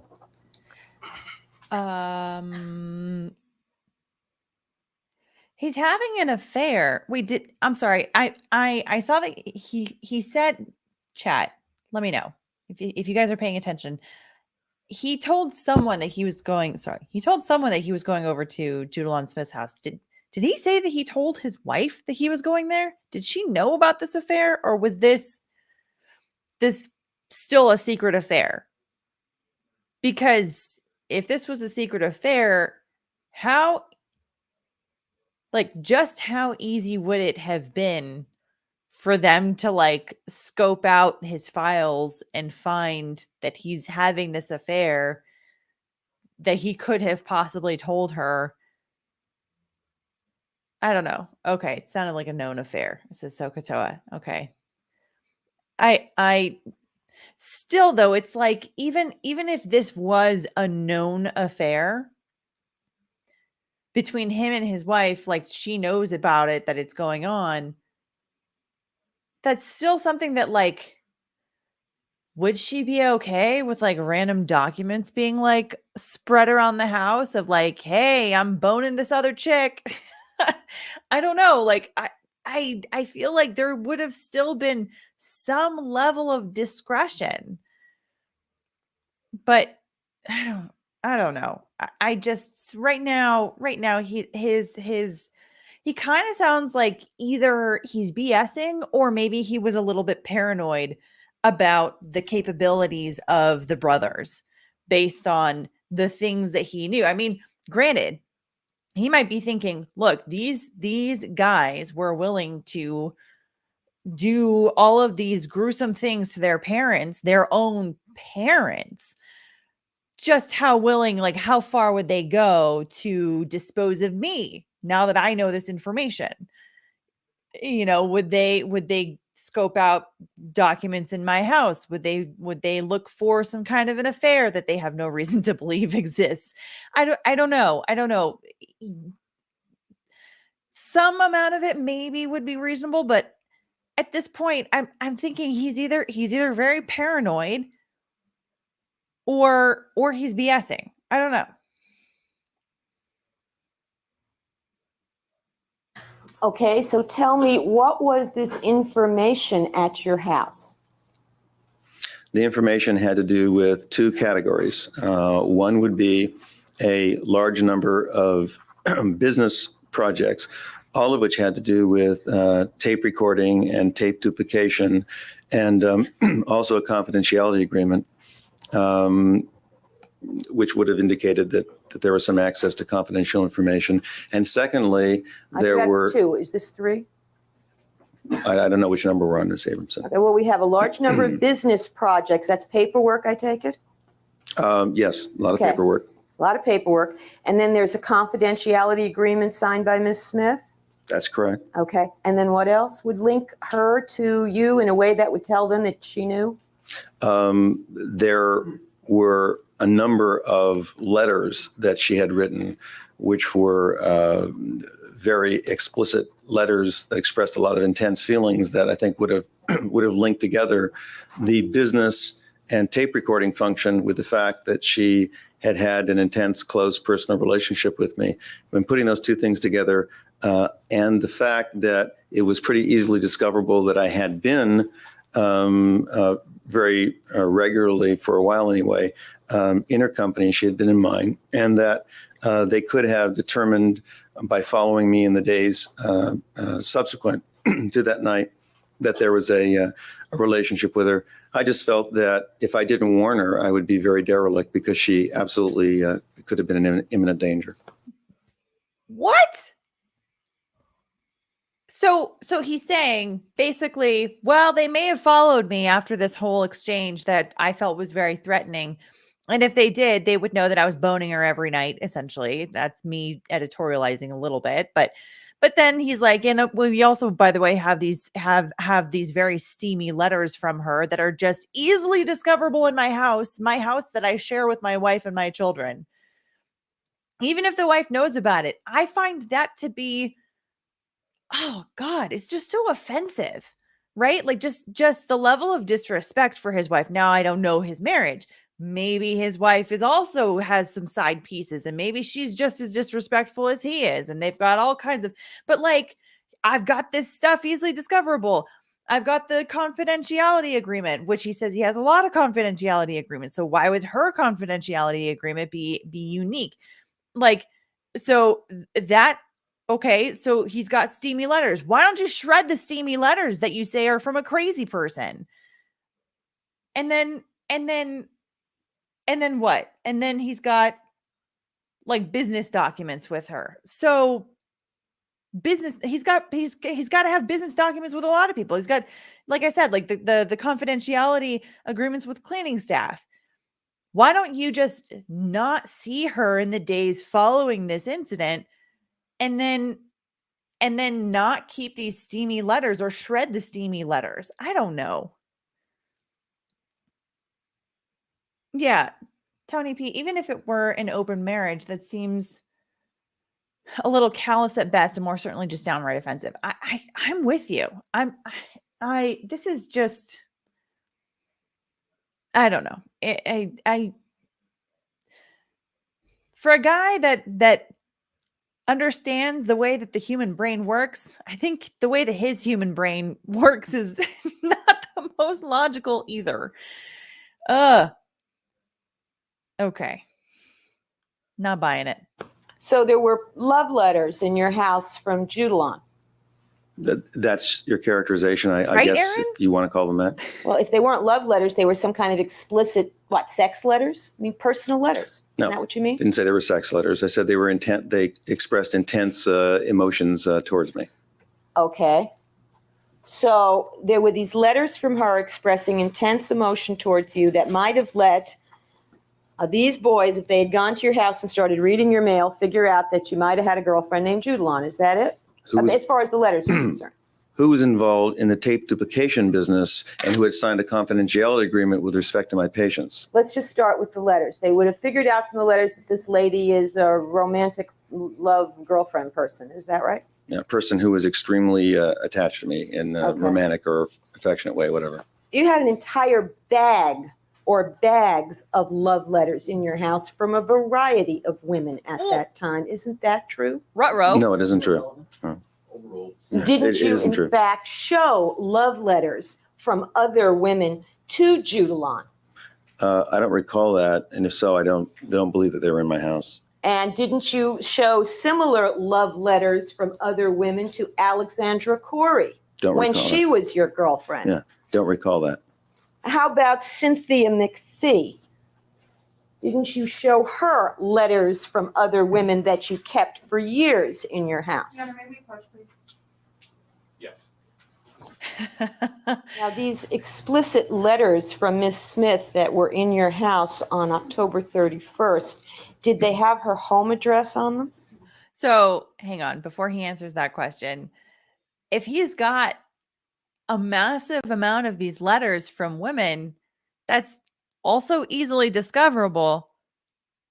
There's a whole like gang of women out there that are potentially vulnerable. Why didn't he tell them then? Or what, okay, granted, he did deny it, but was his denial believable? I don't know. To me, I have a feeling that, Leslie's going to ask somebody else something different about these letters. Oh my goodness. Laquaria, thank you so much for becoming a YouTube member and welcome to Bike Club. I hope to see you on Friday at our members only live stream. And 40 Doherty, glad you're back. Thanks so much for the super chat. And yes, I'm happy to be back. Happy to have you all here. We've got a good crowd today. This is a good stream so far. All right. Ugh, yeah, this guy is. I'm not liking his explanations right now. And with these letters, multiple letters from multiple women, potentially, he's denied it, but Yes, a lot of them did. Do you still have those letters? No, I believe that counsel has them. Your counsel? Yes. And which lawyer has them? Perhaps we want to talk about something in the sidebar again. oh, that's right. Also, by the way, so sorry, I cut off after her question. Her question had been, in case you guys missed it, if you got as distracted as I did, the question was, did the letters have her address on them? And he said yes.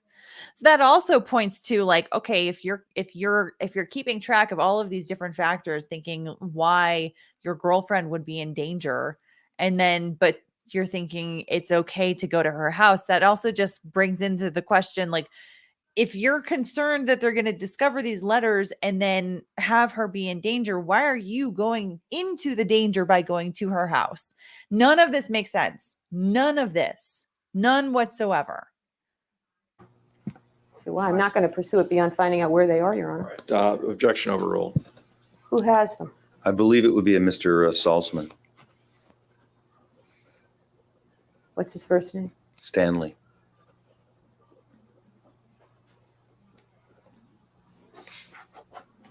Now, I take it there was nothing in those letters, however, that mentioned your telling Miss Smith the contents of any therapy you had conducted with any patients. No, there was not. And I take it there was nothing in those letters that said, I look forward to your revealing to me your client's confidential communications. No, there was not. So there was no reference. I take it there was no reference to your patients in those letters. Is that true? No, there was not. Now, the confidentiality agreement you said was in your house, and if Erik and Lyle came upon that on the night of October 31st, they might think that that you had already told her something? I didn't know exactly what Lyle or Erik might think. I just saw Lyle and Erik as being very bright. Your Honor, I would ask to stop the witness at this point because he's totally non-responsive. All right, counsel. Again, if you have an objection, just say objection, non-responsive. Objection, without anything else. non-responsive. All right, let's have the question read back.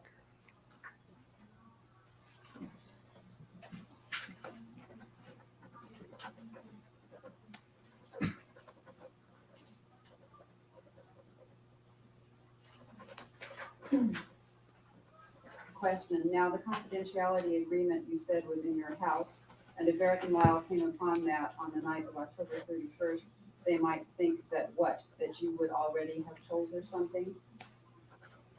I don't know. Okay. Now, let me ask you this. Did you also have the confidentiality agreement from the cleaning company in your house that night? First of all, I didn't ever testify that I had a confidentiality agreement from a cleaning company. Yeah, you did. Did I misunderstand? I think you did. Do you have a confidentiality agreement with the people who clean your office? No, and I didn't say I did. What? Do you have a confidentiality agreement with your secretary, Sandy Lembeck? I believe so. Did you warn Sandy? No, I didn't. In fact, Sandy Lembeck works at your home, or at that time worked in your home with the files, did she not? No, she didn't work with any patient files at all. She was worked in with- your house. Yeah, she worked with bookkeeping files. She didn't have anything to do with the actual session notes. And in fact, I made that clear to Erik and Lyle because they asked about it. She worked in your house, what, 2-3 days a week? I don't recall how many days a week, but she did work in my house several days a week. Okay, and that's where the patient files were kept?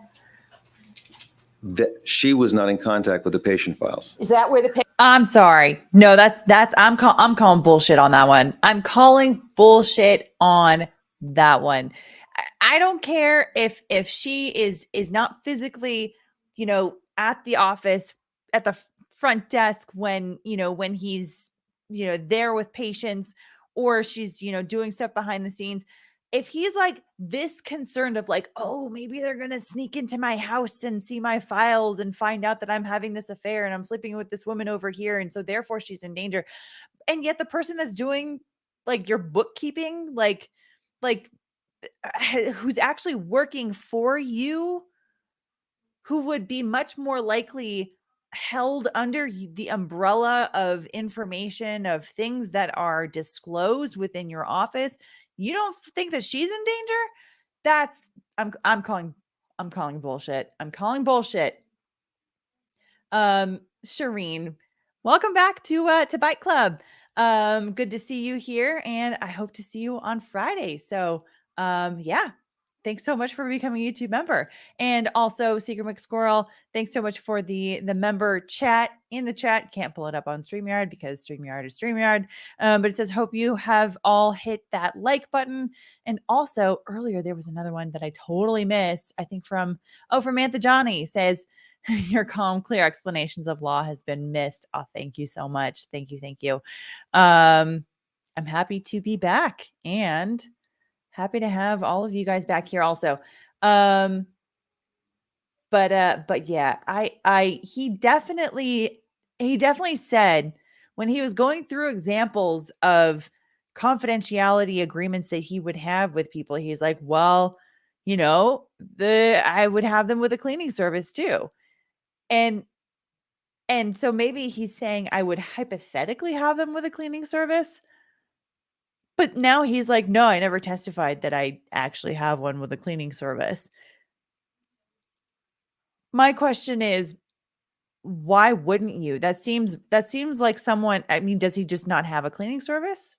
Does he not? I mean, maybe he doesn't, but if he does, why doesn't he have a confidentiality agreement with them? Like, they are way more likely to find some sort of like stray papers around the office than the girlfriend who has nothing to do with the office. Why does she have an NDA, but the cleaning service doesn't? Or are you testifying to two different things? That's what it looks like. It just, he is coming across. I don't like him at this point because he's coming across as smarmy. And this is one of the things that the defense has done very well with every single one, not every single one, but most of these witnesses, especially these witnesses that testified to things that they personally saw, right? Like not like the coroner or like the police officers or what have you. I mean, they've had other strategies for their cross-examinations, but these other witnesses, like the so-called friends that started off looking like friends, right? They started off looking like good people, and they just completely like deconstructed them in front of the juries. They've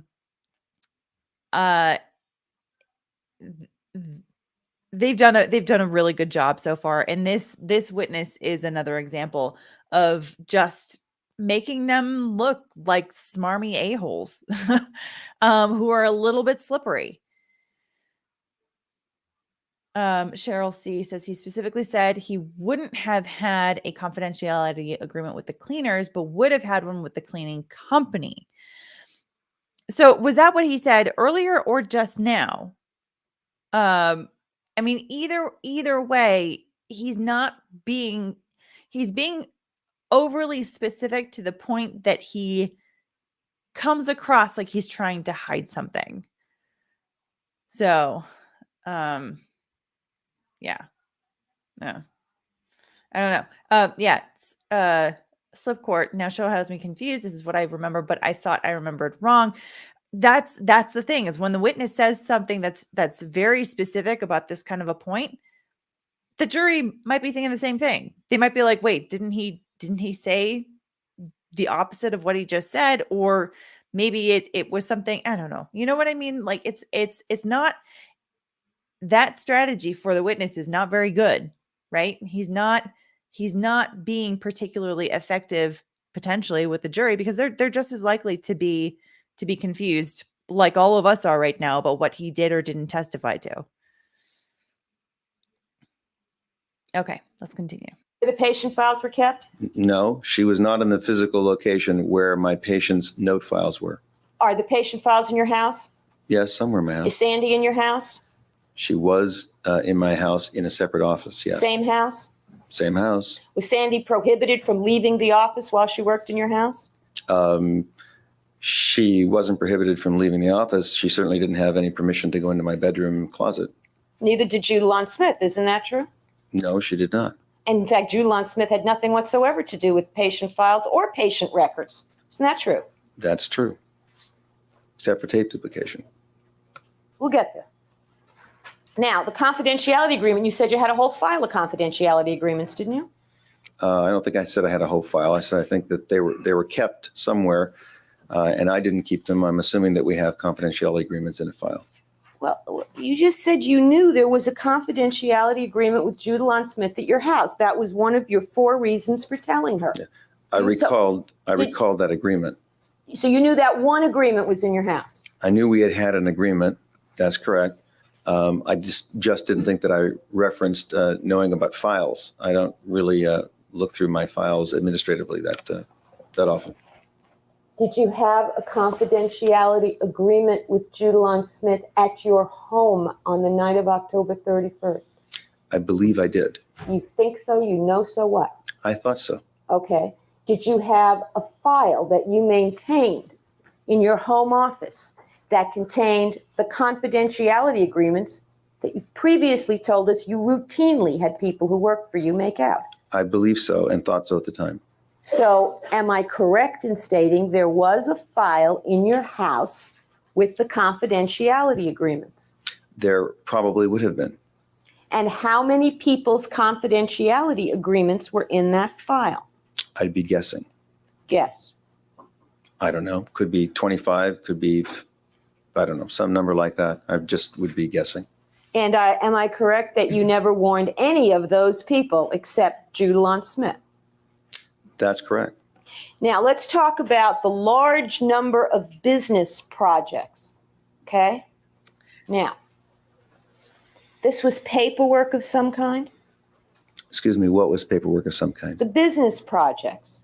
Well, there was verbal conversation and meetings about the business projects, but yes, what was kept in the house was predominantly paperwork. There also were some tapes that she had sent as examples of things that she did. They were work projects. You were trying to establish some sort of business projects with Ms. Smith, Ms. Smith was trying to establish some business projects with me. and you were having meetings with her and having oral discussions about going into some forms of business together? That's correct. She approached me to go into business with her. Okay, well, clearly the meetings and the verbal discussions are not at your house on October 31st. Let's focus on the paperwork. Some notes of the meetings were at my house. Okay, and let's focus on the paperwork. What kind of paperwork are we talking about? What does it look like?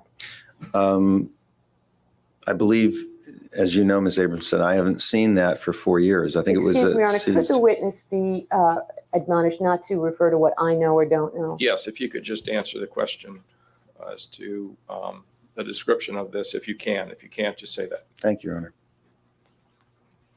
Now, could you describe for the juries what paperwork there was at your home concerning business projects proposed by Ms. Smith?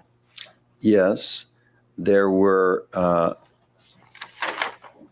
number of different business projects. I'm simply referencing that I haven't seen any of it for 4 years, but there were a number of business projects that had to do with tape recording,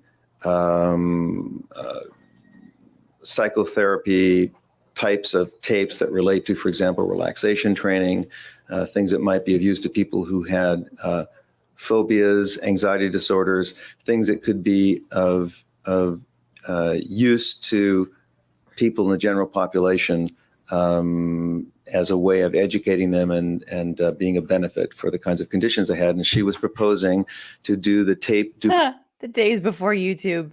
This guy would have had a YouTube channel if this all had happened like decades later. Application and production for those, and she was suggesting that that I be the person who was actually providing the substance of these psychological educational tapes. So that was one of the projects that we had worked Can on. I stop you for a second? Mhm. I really don't want you so much to describe the projects as the paperwork that memorialized them at your house. Okay? If I broke into your house that night, Dr. Oziel, okay, What would I find? have found that told me anything about Judalon Rose Smith?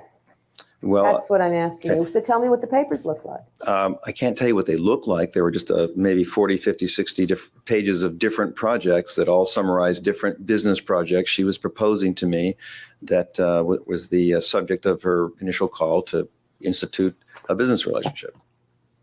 And do you recall at one point in the summer of 1990 being asked to bring to court all of the paperwork that was at your house October 31st that referenced these business projects proposed by Ms. Smith? Yes, I do. And did you bring all those papers to court? I brought all the papers that I could locate at that time. That's correct. And if I understand what you're saying, Ms. Smith was proposing, let's strike that. She owned a little store where she had tape duplicating. Is that right? She had machinery to duplicate tapes. Her whole business and store was quote unquote was devoted to nothing but tape duplication and tape production. And Okay, there also was a that's- tape production facility in the premises of her store. Okay, so that's the business that she was in. She was able to produce commercially tape recordings and to duplicate tape recordings, correct? That's correct. And what she was proposing is that, you or others or however could come up with tapes in the area of psychology, and she wanted to be the mass producer of them. That's how she'd make money, duplicating these tapes that you and whoever else wanted to try to get out to the public. That's what the business proposal was, isn't it? That's correct. I don't know that she had approached anybody else but me. To the best of my understanding, Okay. she was trying to do that with me as a business project. That's sort of like the self-help thing, like self-help books. This was self-help tapes. That's basically what it was. Well, they weren't necessarily self-help. They were intended to be educational and informative as opposed to doing therapy on tape.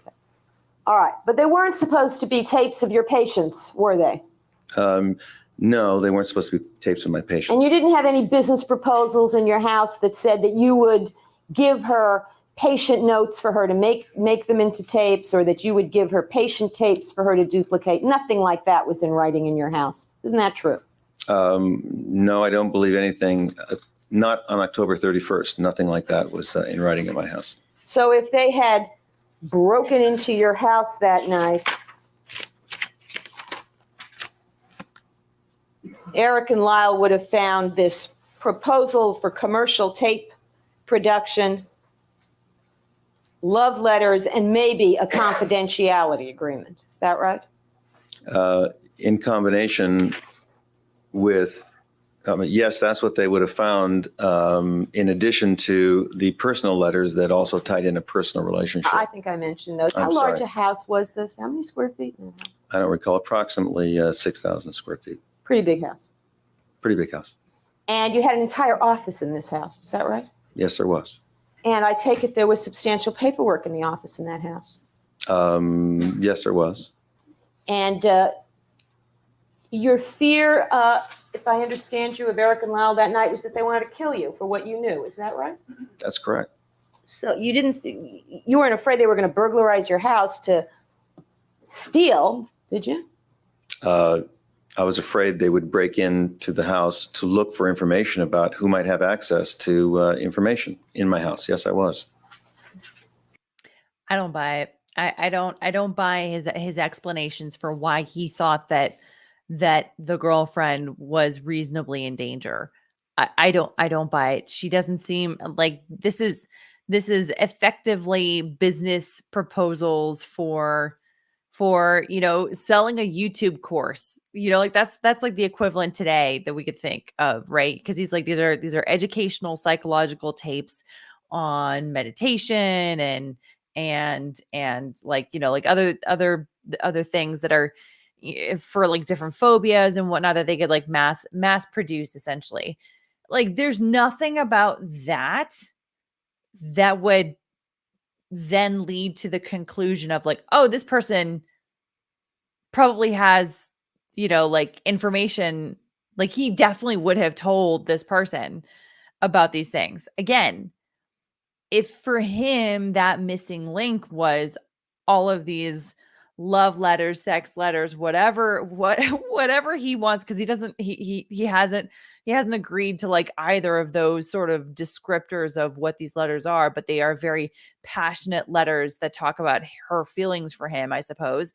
But like if that is the big thing that he would point to be like, this is why someone would conclude that this is the kind of person that I would have revealed this kind of information to, then destroy the letters. Get rid of those letters. Even if you don't have time to like destroy them. I mean, if he's kept all of these letters, I would imagine that the reason why he kept them is because, he enjoys something about these letters.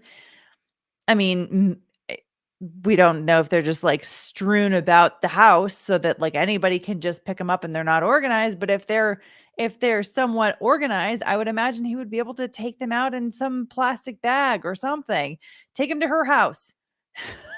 You know what I mean? Because he went there, right? But like, it's just like, I don't buy this explanation that like he just has them easily, hanging out at the house that he shares with his wife and his children. And by the way, he's tried to end this relationship with her, but she's kind of crazy. And that's the reason why he couldn't have ended it. I don't buy that either, because he kept all these letters. Like, I don't buy it. I don't buy his explanations here. And they would have found out you had a lot of other business deals. This is once again excellent cross-examination by Leslie, by just piece by piece, just dismantling this like brick house that they built on direct. Just brick by brick, taking it apart one by one. She's done a phenomenal job here. Deals going on besides stuff with Julon Smith, didn't you? I had some. Overall. I had some. And I take it this house of yours had, in this office, had a Rolodex, didn't it? Lots of names on it. Yes, it did have a Rolodex. And I'm sure you had personal address books like we all had in your house. Somewhere in my house, yes. And didn't you, in fact, previously testify that you were concerned that if Erik and Lyle broke into your house, they might find Miss Smith's business card or her name on your Rolodex? Did you previously said that? Yes, there were a number of business cards that existed in my house that related to Miss Smith, and they all had to do with tape duplication. And the best of my memory at the time this took place, I had mentioned duplication and recording to Erik and Lyle that night. And that's the reason that I was very concerned about them linking duplication, note-related things with my practice, the confidentiality agreement, and a personal relationship with Ms. Smith to tie together that this person may very well be somebody who might have information that would be damaging to them, in addition to their ability to follow me, track me, and to discover that there had been a relationship with her. Yes, all of those things. And by the way, all of this took Excuse place me, Your in Honor, 10 but minutes. could I move to strike the entire answer as violative of the 402 instruction and approach? All right, objection is sustained. The answer is stricken as non-responsive to the question, and both juries are admonished to disregard it. Did you want to approach? Yes. Okay. All right, ladies and Now- gentlemen, we'll be in recess until 1:30, and we'll resume at that time. Both juries return to your respective Oops. jury rooms. Don't discuss this case with anyone. Don't let anyone discuss it in your presence, and don't form any final opinions about it, and we'll resume at 1:30. And counsel, remain, please. Okay. We can skip Count a how much time good for that one. 45 All minutes right, are we here. ready then with the juries? So they have this whole argument about whether they can kind of continue on in this narrative, asking about his reasons for why he thought it was reasonable to disclose this information to the girlfriend or the lover or the side piece. And basically, I mean, we can all pretty clearly see here why Leslie Abramson is going down this route is she wants at least the jury to think that it may have been inappropriate for him to go and tell just about anybody. And there was a good question here earlier from I think from Aaron Morgan. Oh, did I not save it? Dang it. There was a good question about what does this actually do for the Menendez brothers? Now, that's a good question, right? Because the jury can say, look, like, this guy is super smarmy for his reasons for telling people about this, for telling who he told about all these different things, about this confession specifically. But they might still say, I still believe that they actually confessed these things to him. So what difference does that make? Right? Like there could be at least some jurors, and maybe there were, this was a mistrial after all, that said, I don't care how improper it was for him to tell people. They confessed to him that they did this thing, and so they did this thing. Like that's it. Like that's, they admitted, and boom, done. Check the box, move on. Shibaka Wookie, thanks so much for your generous super chat. It says, search Dr. Oziel license stripped Washington Post. He was on probation for using a patient-free session for free work plus sleeping with clients. He lost his license for being a big fat ahem. Oh my. Okay. Yeah. So the jury is, or juries would not be privy to that information more than likely. But I mean, this does fit with some of the stuff that we've been kind of learning about this guy throughout this cross-examination. He's not exactly been the most stand-up guy, and it sounds like there's a possibility that there's more love letters from other people. Maybe some of those love letters are from patients. I don't know. But that's wild. That's wild. Thanks so much for the super chat. Okay. Yes. Yes. Okay, then let's get the juries in. All right, both jury panels are now present, and we'll resume with the cross-examination of Dr. Oziel. If you would get back on the witness stand, please.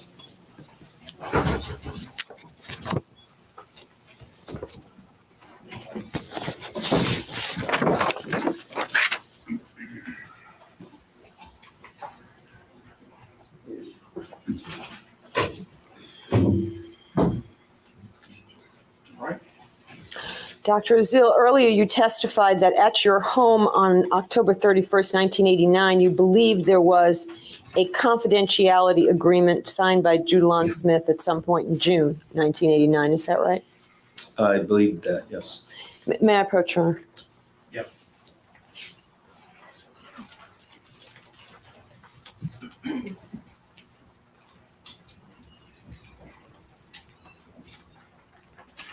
Young man, Mark, have a document on a letter headed Beverly Psychiatric and Psychologist, and Mark Exhibit 101. 101. Showing you this Xerox copy. Does that appear to be a copy of that confidentiality agreement? It appears to be a copy of a confidentiality agreement signed by her, yes. And if you look at the top of that document, does that document appear to have been transmitted at some point by fax? It appears to be, yes. And does it appear to have been transmitted by your fax? That's correct. Okay. Now, talking about confidentiality agreements, you testified this morning that you did not testify that the cleaning person responsible for cleaning your office had signed a confidentiality agreement. Am I correct in that? Objection, this takes the testimony. Sustained. Do you recall this morning I asked you if the cleaning person had signed a confidentiality agreement, and you said no, and I asked you if you had in fact previously testified that they had, and you said no, you had not given that testimony. Objection, this takes the testimony. Sustained. There was a difference between a cleaning company and a cleaning person. There was different questioning on that subject. Did you have the cleaning person who cleaned your office sign a confidentiality agreement? Yes. And what's that person's name? Well, we have one now. I mean then. I don't even recall who the person was. I mean then. Yeah, I don't even recall who that person was then. It was just one person who cleaned your office? Yes. And this was a freelance cleaning person? Didn't work for a company? No. Yes, that's correct. They didn't work for a company. And was that confidentiality agreement in this file of confidentiality agreements in your home? To the best of my belief, it would have been, but I don't recall having ever looked. Now, See, the thing is, like, if you are this witness, and it doesn't seem like it would make that much of a difference for him to just say back 20 minutes ago or however long ago that was, to just say, I didn't have an agreement with the cleaning company, but I did have an agreement with the individual who cleaned my place. You know, like, to clarify, because what he said the second time that the cleaning NDA came up, right? There was the first part, and Cheryl C. Yeah, glad I went back and rewatched this part of his testimony since it's coming back up. He's being so evasive about the cleaners. Yeah, that's the thing is he looks evasive. He looks very evasive. He would, like, if he had just said, I didn't have one with the cleaning company, but I had one with the cleaning individual, the individual who came and cleaned my office. Like, no matter what, like, there's something at a minimum, it's confusing to the juries. At maximum, he's being dishonest, or he's hiding something, or he's, you know, like, and I understand why, you know, he's under the gun right now, and he's being critiqued for the fact that he warned some people that had, well, one person that had an NDA with him, but not all of these other people that had NDAs with him. And a cleaning person would be someone who would most definitely be somebody that would have something to worry about here, right? Because if, let's say, we're following his hypothetical of, like, his supposed thought process, which was, I was worried that the Menendez brothers were going to come into my house when I was not there, sneak into my documents, and then find someone to threaten because they would potentially know about this. The person, like, one of the top people that I would think would be a worry would be the person that comes in at the end of the day and cleans out your trash can. because if you take notes, if you take, whether it's during the session or after the session, like even if the Menendez brothers, even if he didn't take notes during the session, but maybe he took notes later, the Menendez brothers could have hypothetically been thinking, okay, he's not taking notes now. Maybe he takes them afterwards. Maybe, there's something that a cleaning person would know. I want to know what the cleaning person knows. Let's find that cleaning person. Like if he's thinking this paranoid about this relationship that he has, why wouldn't he also be thinking with that same level of paranoia for the cleaning person? It doesn't make sense. It's not logical. It sounds like he's coming up with excuses. So that's the reason why he wants to downplay the existence of these other NDAs and try to say like, like, no, I didn't have any NDAs with the cleaning company. And like that's it. You just come across looking dishonest. And now he's getting caught in an impeachment, or at least what looks like it could be an impeachment.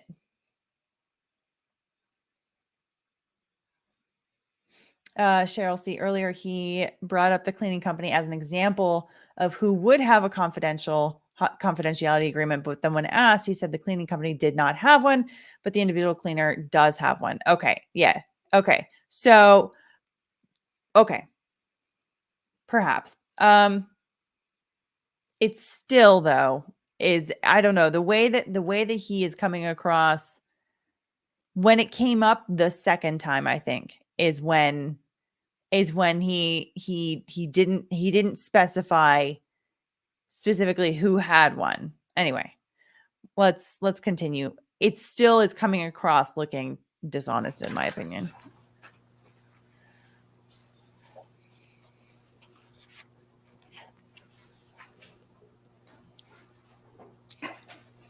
You've testified that you remained at your office for between 15 minutes and half an hour on October 31st after Erik and Lyle had left.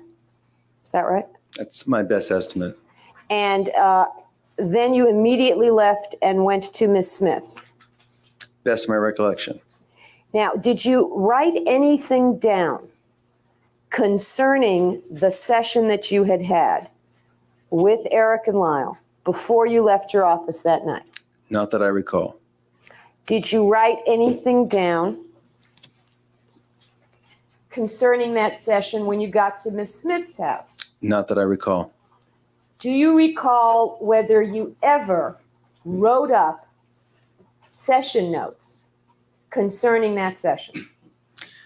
I wrote a journal that had to do with my feelings, not about any specific information having to do with Erik and Lyle Menendez. Now, you say you wrote a journal. Is this something that you had? Did you keep a journal? I kept it. I don't know where it is. In fact, I looked for it and do not know where it is now. But I kept a journal. It did not relate in any way to Erik and Lyle. Let's back up. Okay. Were you in the habit and practice of maintaining a journal in which you would write down certain things about yourself from time to time? I was in the habit for some time of keeping a journal that just related to reflections and things that I was thinking about from time to time. That's correct. That's yes? That was a clarification of your question. Is that yes? Not to your question, to my clarification. Did you keep a journal that from time to time you would write things in? Yes. And did you at some point write things in that journal that related in any way to October 31st and what had occurred between you and Erik and Lyle? No. So you never put anything in that journal about your thoughts or impressions or feelings that were in any way connected to what had occurred on October 31st with Erik and Lyle. Is that your testimony? I might have, but it was not in relationship to them, only in relationship to whatever musings or feelings I was having that didn't refer in any way to Erik or Lyle Menendez. Musings and feelings you were having about your life in general, or musings and feelings that were stimulated or caused or provoked by what happened between them and you on October 31st? I would say my life as it was developing, and there was no mention of anything on October 31st or anything about Erik and Lyle Menendez. Then why do you bring up that journal at all in this proceeding, Dr. Oziel? Why did you mention, when I asked you if you ever wrote anything down whatsoever about October 31st, why did you mention the journal? What relevancy does that have? It probably has none. So you just mentioned it for no reason. No, I mentioned it because I was trying to be thorough and comprehensive and mention anything that I was writing at the time. So I wanted to simply disclose to you that I kept a journal, and upon reflection, it probably bears no relevance whatsoever to this. Did you actually write down some general impressions and recollections of things that occurred during that session in a journal? I think I've answered that. No. And your answer is no. That's correct. Calling court and counsel's attention to the June 15th, 1990 transcript, page 19.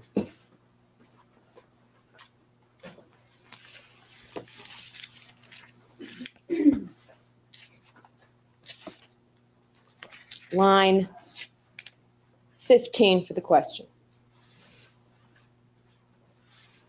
Did you testify on June 15th, 1990 in the Santa Monica Superior Court in an in-camera proceeding before the Honorable James Albrecht in this case? I did. I'm going to read you a question and answer from that proceeding. Question at line 15.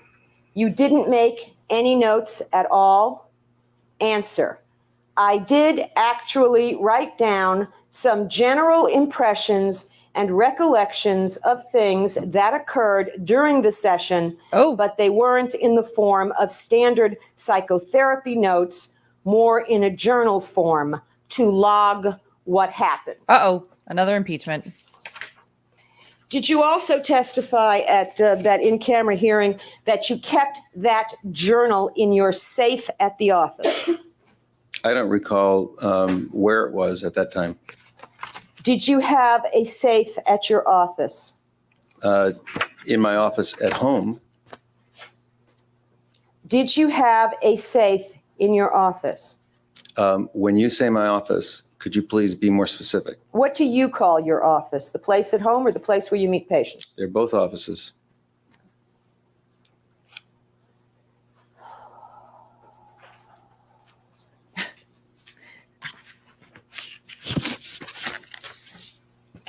Yeah, she's doing great with this cross-examination. I might have a moment. I don't know, maybe call one your home office, the other one your office.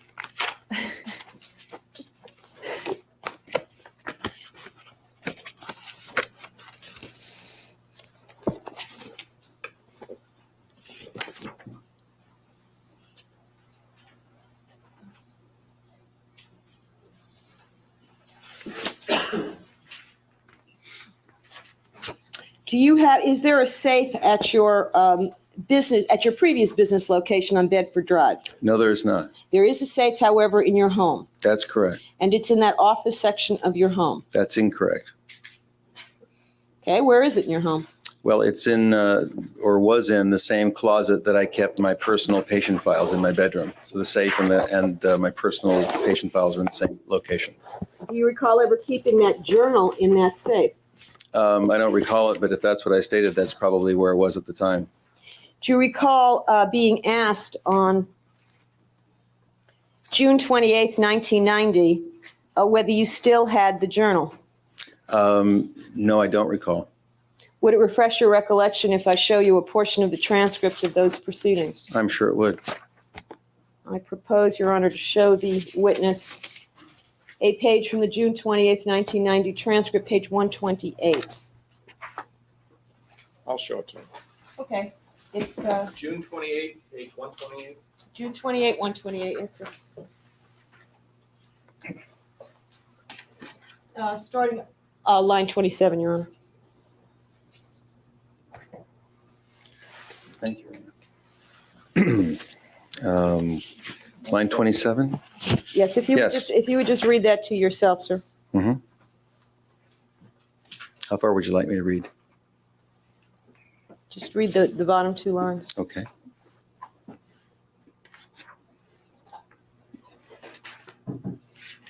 Okay? Okay. Does that refresh your recollection as to whether you still had the journal or believed you had the journal in June of 1990? Yes, I think it says I believed I did and I hadn't looked at it. Okay. Now, after that, did you look for the journal? No, I didn't. You've never looked for the journal? No, I haven't. Now, Well, I shouldn't say that. I should say that I haven't seen the journal since that time and don't know where the journal is, but it didn't refer to anything having to do with the Menendez case. Your Honor, we'd like to move to strike that part of the answer. There was no question pending, and it's Right, not. the objection sustained, the answer is stricken. Okay. Well, Dr. Oziel, you heard I read the previous part where you said it clearly did have your impressions of things that occurred during the session. You heard me read that to you. I heard you read that statement. However, if I can explain what I meant by that, I'm sure it would help the court understand that that was not meant to in any way represent that anything written in the journal specifically related to Erik or Lyle Menendez or the specific things that happened, but rather simply some expressions of feeling that I had at the time. Feelings caused by what happened with them, correct? Your state of mind, You know, right? To be perfectly honest with you, that was 3 or 4 years ago. And you don't remember? I don't really remember. I haven't seen it in 4 years. You haven't seen the journal in 4 years? Well, I haven't seen the journal approximately in 4 years. That's correct. I don't know where it is. I might add that the journal began long before the Menendez situation arose. It was just sort of a logging of feelings over time. Can you explain to me, given what you've just said, Dr. Oziel, why you used the following language? I did actually write down some general impressions and recollections of things that occurred during the session. Now, why did you use the term recollections of things that occurred if, as you're now telling us, this had nothing to do with the content of the session?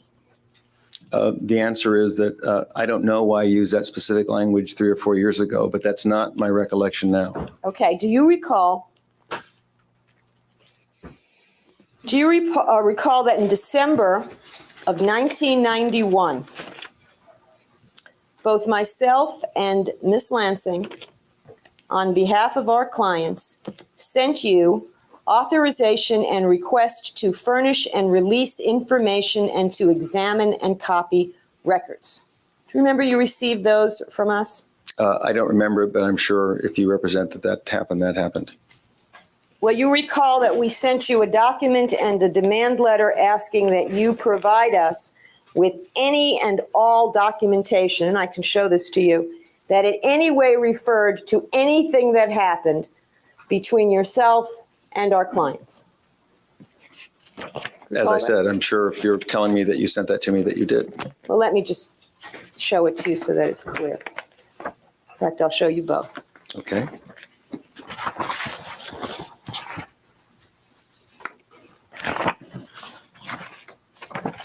May I approach, Your Honor? Yes.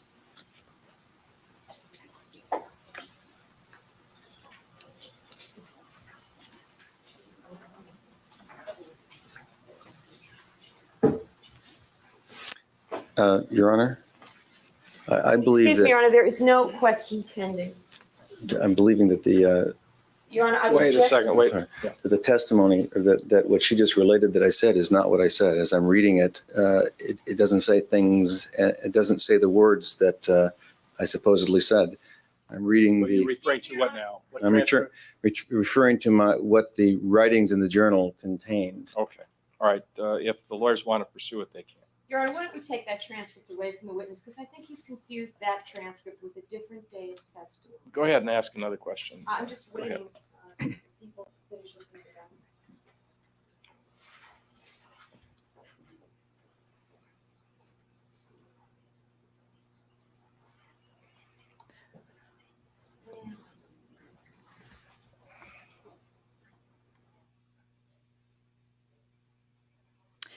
Now, remember, I mean, the witness wants the jury to think that he's credible. Every witness does. His level of smarminess, combativeness with Leslie Abramson doesn't necessarily help his case. Sometimes it does. Sometimes it plays very well to see a witness that's combative. Mark, one of these documents, which is on my letter. I don't know that it plays well for him here. I don't know if you guys agree or disagree. And it consists of But she can get away with it because she's the defense attorney. Everyone expects her to be 4 combative. pages. The first is a cover letter, and the second through 4th page are authorization and request to furnish and release information and to examine and copy records. And that's 102. 103 contains a cover letter on Miss Lansing's letterhead and a similar document, the next 3 pages. And then I would like to mark as 104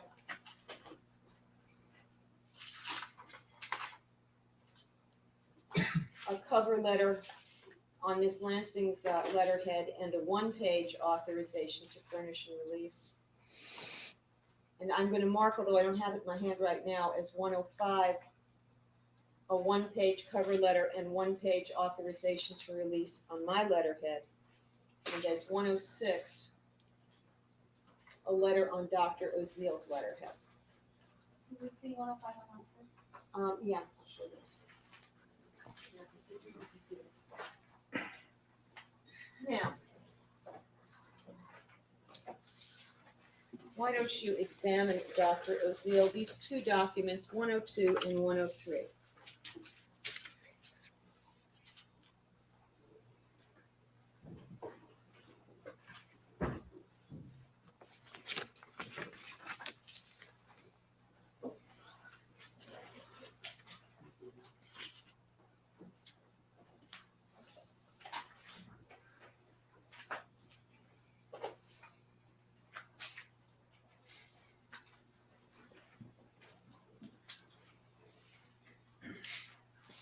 Okay, I can examine that. Would you see if this one virtually identical? It appears to be. No, why don't you look at it more carefully, just to be sure. Okay, I will.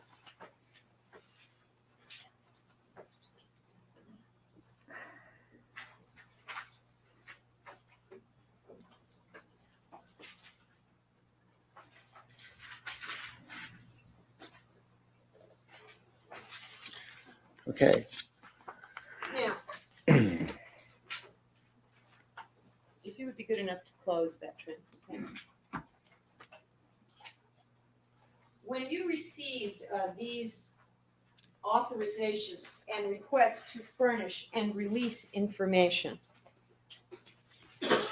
in late 1991, did you at that time make any effort to locate the journal? No, I did not. And you have testified, I believe, just a moment ago, that the journal was started long before the events of October 31st, 1981, correct? To the best of my recollection. It was something, a resource that you used for your own purposes from time to time and Just- maintained. Yes. And I take it you used it after October 31st also. I don't know that I did. Okay, so all of a sudden you, after making some entry, prompted in some way, by October 31st, you stopped making entries in this journal? I made a very specific decision to stop making entries in the journal. And did you put the journal in some safe place? I really don't recall what happened to the journal because I simply made a decision not to continue writing documents of what I was feeling in an ongoing way in a journal. I thought that wasn't prudent given the circumstances. So you had written something in it that was a product in some way of October 31st, 1989 with the Menendez brothers, right? No, I didn't say that. Well, I read to you testimony in which you did say that. Are you now saying that testimony was untrue? No, I think you've mischaracterized it, You think I mischaracterized the testimony I read to you? or you've misunderstood, or I wasn't clear about what I was saying, one or the other. But that's Well- not, I was never intending to say, and it is not my recollection, that I wrote down things in the journal that in any way pertained to the Menendez case. I think I've testified to that. Well, you testified before or otherwise. We all heard that. That's how she impeached you. I mean, I guess you can dig your heels in, but Now, is it your testimony now that you do not have any recollection of bruh. ever keeping that journal in your safe? I don't recall where it was kept, but if I said at that time it was in my safe, it probably was, because my recollection then about the journal would probably be better than my recollection now in terms of where it was kept. And then, being June of 1990, do you recall being asked, where is the journal now, and saying, I believe in my safe? I believe I did state, I believe it's in my safe. Oh, I'm sorry, this is the 27th?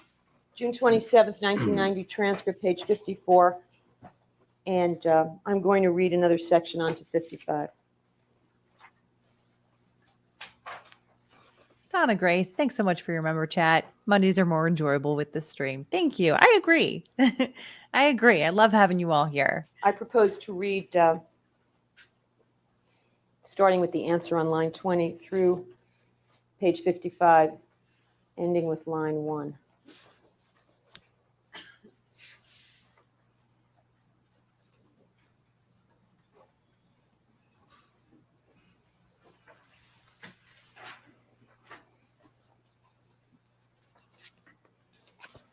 Okay. All right. Read you from your testimony of June No, I'm out of fizzy 27th, water. 1990. Dang it. I should clarify, because the word notes is a vague term.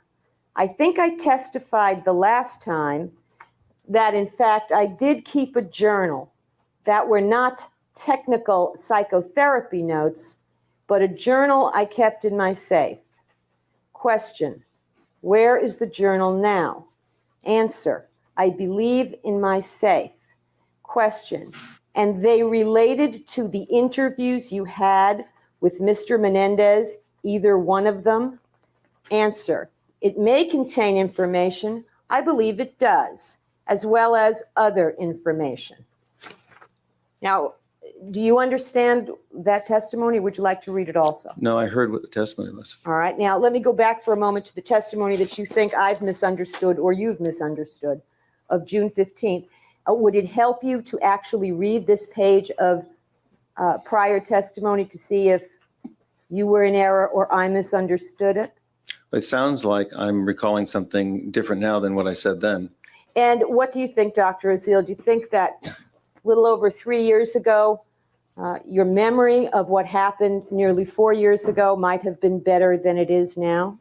One would assume that, but I have no recollection of anything contained in that journal having anything to do with the Menendez case. And I think that there are other things that I stated in those hearings that are consistent with what I'm testifying to right now. I think that you picked one statement at one point, but there are other statements that do say that all that are contained in that journal that were made at the same time as the statement you just picked out are simply my feelings and things that relate to me, with nothing specific about the Menendezes and nothing specific about the situation. So I think that you've picked out one sentence that seems to be contradictory without relating to other sentences that I Doesn't saw matter what he that are says. consistent with what I'm testifying to today. She can, I move to strike that entire speech, Your Honor, as not Exactly. responsive. exactly. Objection overruled. The answer will stand. It's Well, I'd like to approach that. No, This go witness on is with going your- to be his own lawyer.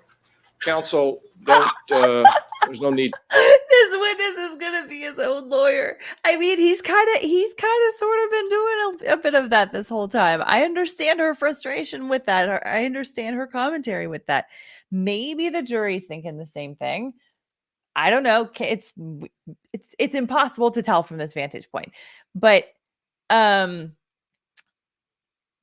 it doesn't matter what he says, right? Because the fact of the matter is, generally speaking, people understand that the further away you get from an event, the more likely it is that your memory has lapsed somehow. The more likely it is that you have forgotten something. You don't forget. I mean, okay, you can forget something and then remember it later, right? But generally speaking, your memory doesn't get more and more accurate over time. The opposite tends to happen. So I would think a psychologist would especially understand that. So it's just, it doesn't matter what he says with his long explanation. You can tell that she just was waiting for him to finish so that she could just say, I moved to strike his answers as non-responsive, which the judge doesn't agree with, but it doesn't matter. It doesn't matter, right? Because it's just the cat is out of the bag, so to speak.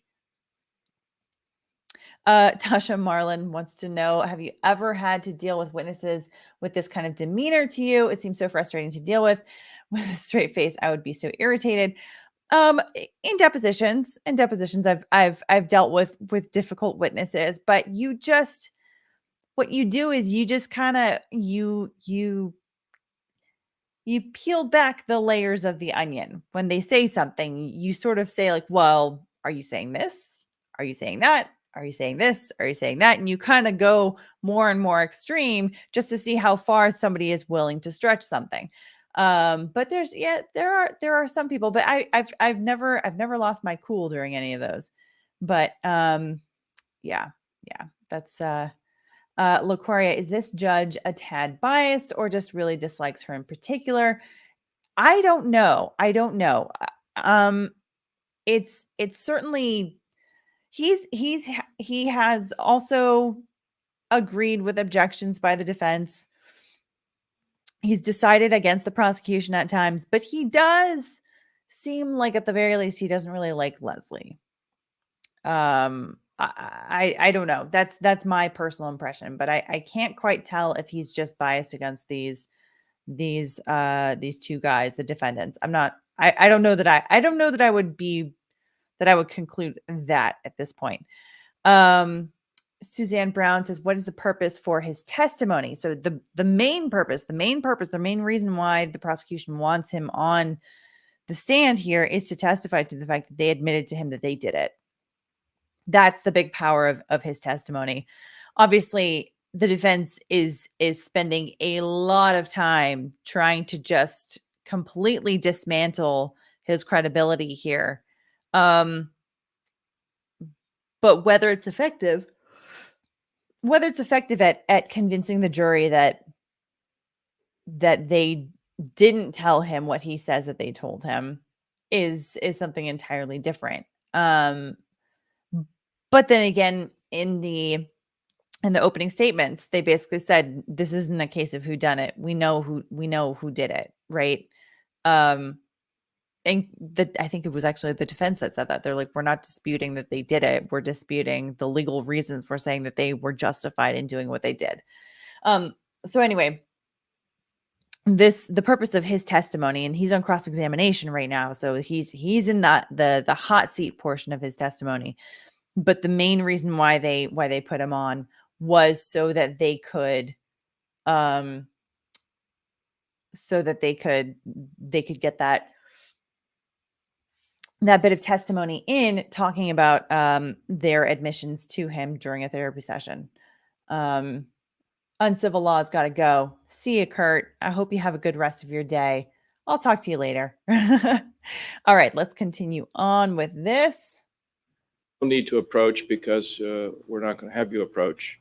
And there's no need for you to make any speeches. If you have reason to address the court, I will let you do that.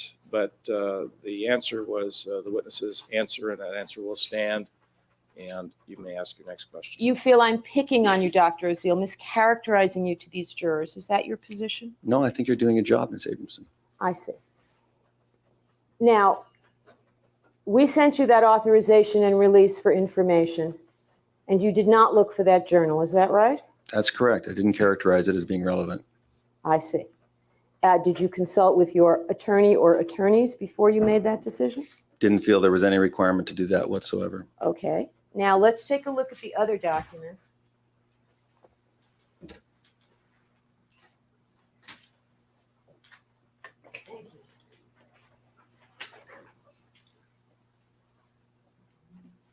Now, you recall the date on that request and authorization was December 1991, correct? The ones you just looked at? I believe so. Now, let me show you 104 and 105, and would you tell us what the dates are on those documents? November 15th, 1991. Okay. And would you take the cover letters aside and take a look at the underlying document? And do you recognize that to be a much shorter and briefer authorization and request for information? Yes, I do. Okay. Now, let me ask you, Dr. Oziel, when you received the two cover letters of November the 15th, and you received those short form authorizations, was it your belief that you had no records or files in your possession, no patient information whatsoever at that time concerning Erik and Lyle Menendez? I don't purport to remember what I had in my mind November 15th, 1991. I don't recall. Well, do you recall if you ever complied with either of these authorizations, either the short forms you got in November or the longer ones you got in December, by furnishing any patient information or patient records? I believe, based upon my practices, that I would have made an effort to comply and send you records that I have, but I don't remember anything about the specific date. All right, but do you remember whether you had any records? I don't believe I had any more records in my possession at that time. I don't recall having any specific records. I think that the actual records the physical records were all seized, I believe, when Pursuant to the search warrant. That's correct. Okay, so that's what I'm getting at. In November of 1991, you got these short form authorizations, and you believe you had no records concerning these two patients because they were all seized by the police, correct? To the best of my belief. Right. And therefore, upon receipt of those short forms, you sent me this letter dated December 11th, 1991, which is marked 106. Is that right?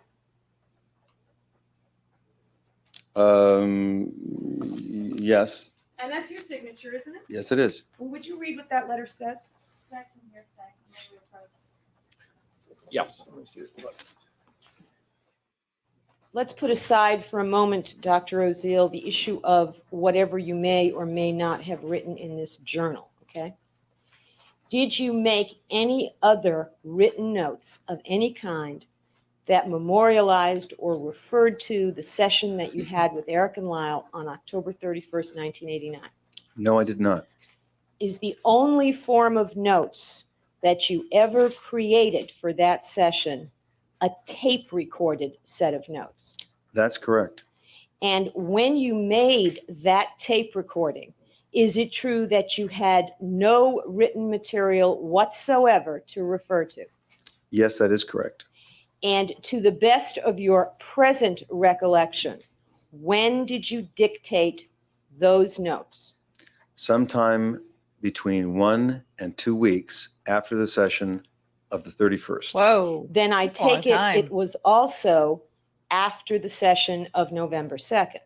You're correct. Did you dictate the notes of October 31st on the same day that you dictated the notes of November 2nd? I don't recall. I may have. Is it possible? So let me get this straight. He took 0 written notes for these sessions at all. The only notes that he has for these sessions is the dictated notes on an audio recording.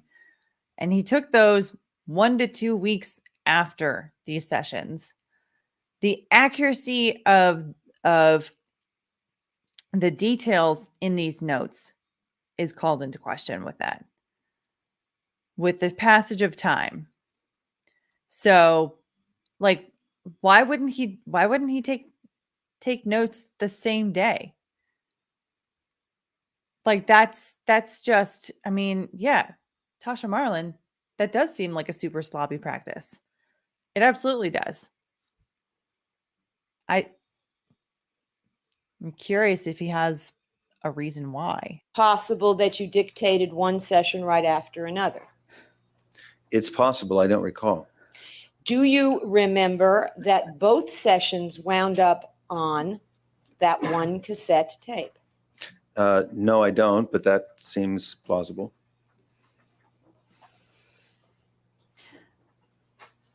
So Shabaka Wookie, those recordings are more commonly used in those days. That makes sense. Like using audio recordings as opposed to handwritten notes, that's not an issue. The issue for me personally, at least, is the passage of time between the session and when he actually took the notes. The fact that there was he wasn't using any sort of memorialization that he took closer to the session to inform the audio recorded notes with that gap of time, right? Like in a week or 2 weeks, I mean, what did you do a week to 2 weeks ago? Right? Like, do you remember specifics of conversations that you had with people a week to 2 weeks ago? How about if you've had a number of patients since that person or those people, that may have had different kinds of, I don't know, like maybe it's just me, like my memory's not that great. Maybe he has a superhuman memory. I don't know. Doesn't seem like it if he doesn't remember a lot of other things that he's talking about here. So it is strange to me that he would wait a week to 2 weeks to make the first recording of any kind after these. Yeah, Tasha Marlin, as an ADHD person who cannot remember what I ate yesterday, I completely agree. Yeah, I'm with you on that.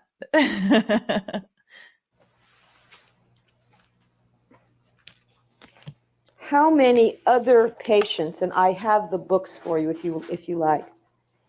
How many other patients did you see Good question. between October 31st, 1989, and say 2 weeks from that date? I don't know. I'd have to see the books or Let me get the estimate.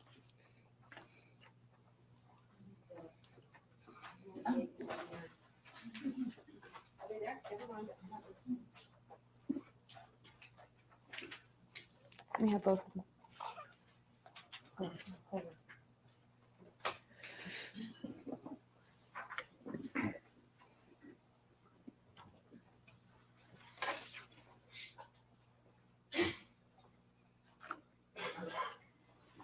Now, I'm showing you your calendar book or appointment book from 1989, which has been marked Exhibit 98.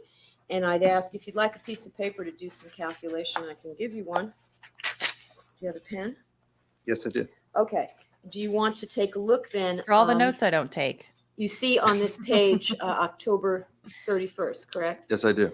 And if you would just peruse the book and see between October 31st and 2 weeks from then, if you would simply see how many patients you conducted sessions with. Would you like me to add both 1 week and 2 weeks, since I'm not sure whether it was Certainly. 1 week or two? Okay, thank you. Yes.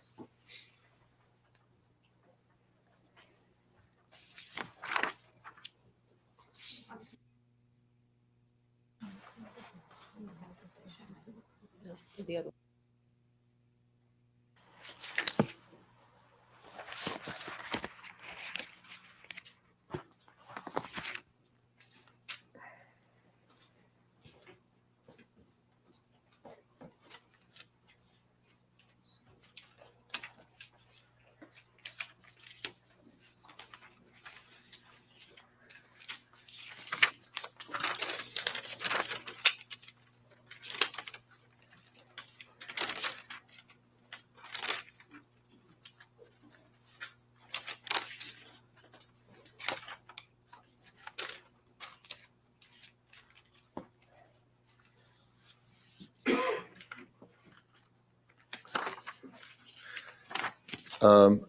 Approximately 33 at 1 week from the 31st, and approximately 54 by the time 2 weeks had elapsed. Okay, 54 patient sessions, is that what you're counting? That's correct. Now, Dr. Oziel, you had a group of patients who were, in a sense, regular patients. They had a regular standard appointment week after week. That's correct. Okay, this is a standing, they reserve time. Is that correct? That's correct.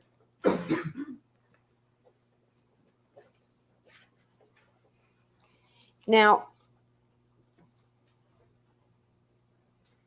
when you dictated the notes of October 31st and November 2nd, were you alone?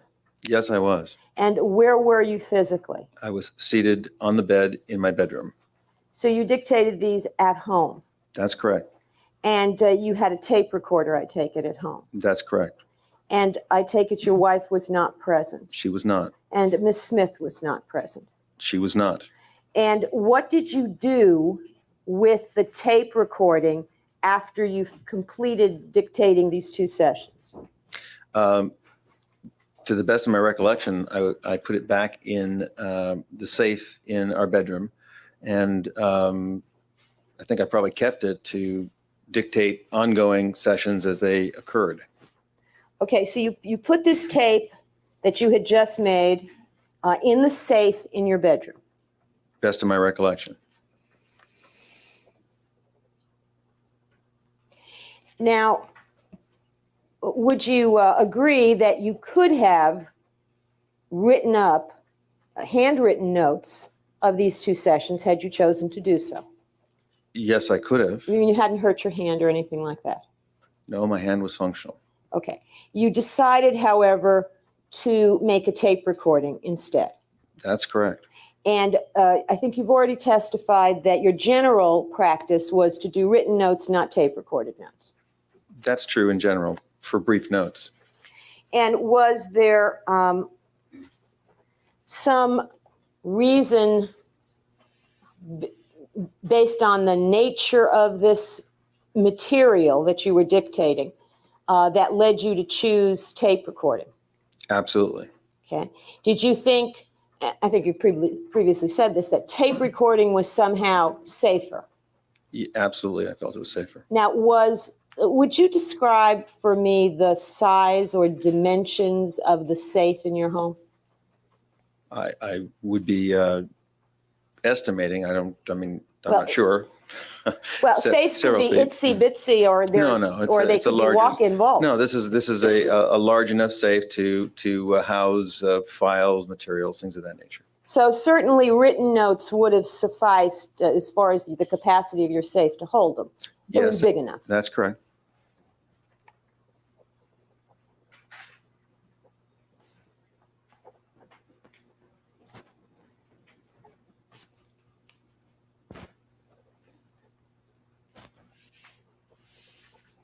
And at some point, did you take that tape and have copies made of it?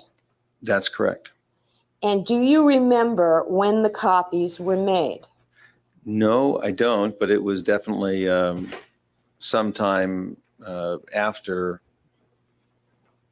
the October 31st and November 2nd session. So, Well, I would assume it was sometime after you created the original cassette. right. All right, so we have an original cassette. We've just put it in your safe at home. Right. Okay. Sometime later, you take it out of that safe and have copies of it made, correct? That's correct. And did you then take all those copies and put them back in your safe at home? I don't recall whether I did that at that point or whether I put them in the safety deposit box. I'm not clear on it. Let's turn to that for a moment, the safety deposit box. The search warrant that was executed on your property occurred on March 8th, 1990. Is that right? It sounds right. Okay, let's just assume that's it for now. Right.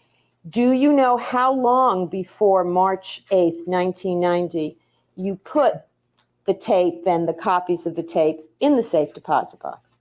No, but they had been there for some time. Okay. I just don't recall how long.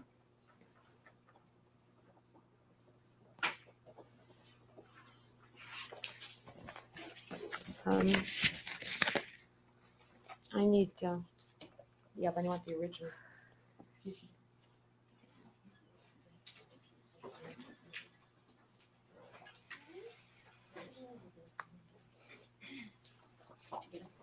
Hey, sleepy bear.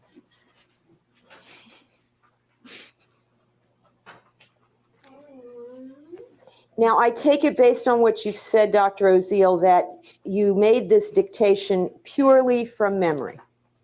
That's correct. And you have a transcript that's been prepared of that tape that you've been utilizing in your testimony. That's correct. Do you have it on you? Yes, I do. How many pages long is that particular copy of the transcript? That's not relevant. It appears to be 20 pages long.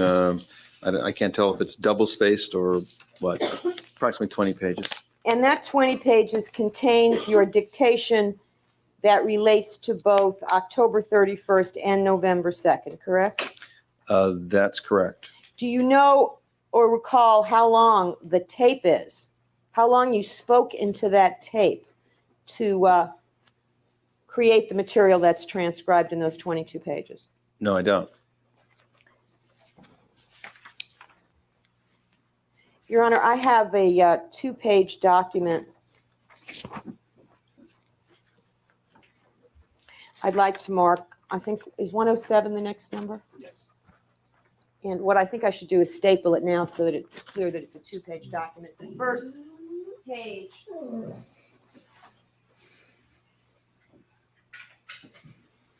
appears to be a copy of a safe deposit box signature card. And the second page appears to have a duplicate of that card and also a record of visit safe deposit.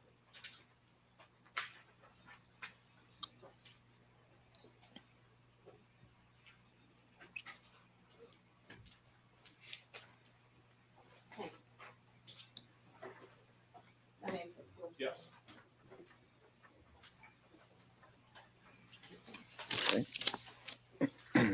Now, Dr. Oziel, have you ever seen this document or the original of this document before? I'm assuming I have only because my signature's on it, but I don't recall the document. Does this appear, however, to be the card to the safe deposit box that was the subject matter of that search warrant? Yes, it appears to be. Now, directing your attention to the second page, the record of visits, there are a series of dates stamped there, are there not? Yes, there are. Now, it appears, does it not, that this box was originally obtained by yourself and Mrs. Oziel on February 21st, 1989. Appears that way. Now, if you would scan down the list of dates to see if you can locate the first date after October, I'll strike that, after November 2nd, 1989, where it appears that someone made a visit to the box. Okay. April. Well, that's April 89. We're looking for after October. Oh, I'm 89. sorry. Okay. After November 2nd. We have a December 7th. So December 7th, 1989 is the first time that there's a visit after November 2nd. Is that correct? That's correct. And the next time, I think you can only read the month. What's the next month? March. March something or another. March something. Clearly before. So if the reason why he took the recording was because he thought that it was safer than taking handwritten notes, and he's so concerned about them finding this stuff, the reason why he puts it in a safe deposit box, I guess, is because he wants to keep it secret, keep it safe. Why did he wait from early November until some point in December to next have an opportunity to put this in a safety deposit box? Or perhaps March, right? maybe that December visit was for something entirely different. It's an interesting point right here that Leslie is making. Before March 8th, however, because the last visit is March 8th. That's correct.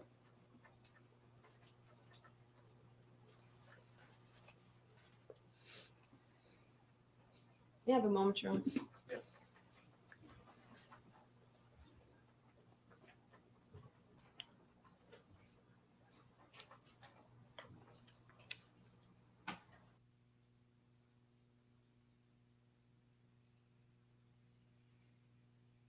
It appears from that record, does it not, Dr. Oziel, that the earliest time when you could have put the tape and or any duplicates of the tape in a safe deposit box was December 7th, 1989? It appears that way. Over a month. Over a month after that November 2nd visit. Now, Dr. Oziel, was there some particular reason why you waited as long as 2 weeks before you dictated these notes? Yes. Well, okay. What's the reason? Tell us what it was. The main reason is that I was completely distracted and focused on how to manage the therapeutic issues and how to manage the danger factor with respect to this whole situation. And my first priority was not taking notes or dictating notes. But you were not too distracted to. I don't think that's a good answer.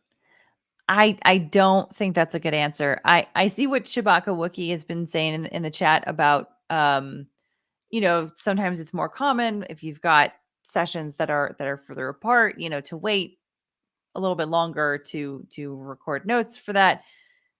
So I was waiting for like an answer like that, but his answer, I don't like it.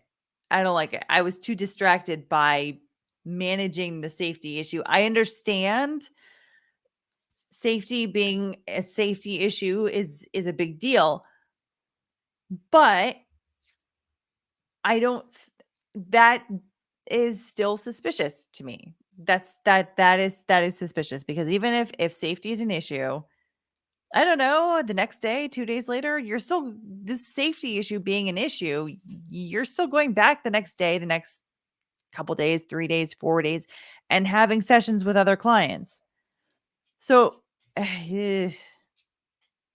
no, being distracted. Also, that distraction can also mean that maybe you're not as accurate in your note taking.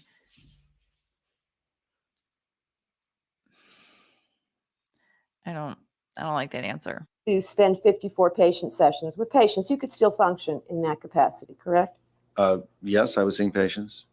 Now, did you in 1991? Up to 54 patients. Yes, up to 54. 33 to 54. That's right. a lot. I remember the numbers. Yeah. In That's a lot of patients to have seen in 1991, between. did you make a claim for disability to your disability insurance carrier, which I think was Minnesota Mutual? Objection irrelevant. Yes. Pull it out. Okay. It's a question about disability insurance. That area is discussed. The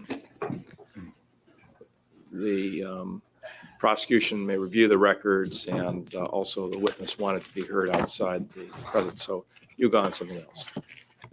Oh, All right. We'll leave that for the moment. okay. So there's a potential we might be hearing something about him making a request for disability insurance. It could be that maybe he had thoughts that, the stress was so much that he needed to take a medical break or something from working, perhaps. I don't know. Or maybe it was potentially fraudulent. I don't know, like just wanted to use it as an excuse to not work. I don't know. We'll find out some more details, but we've got this little snippet of another potential side quest coming up. But it sounds like first they're going to want to talk about this outside the presence of the jury. So Right. for now, moving on.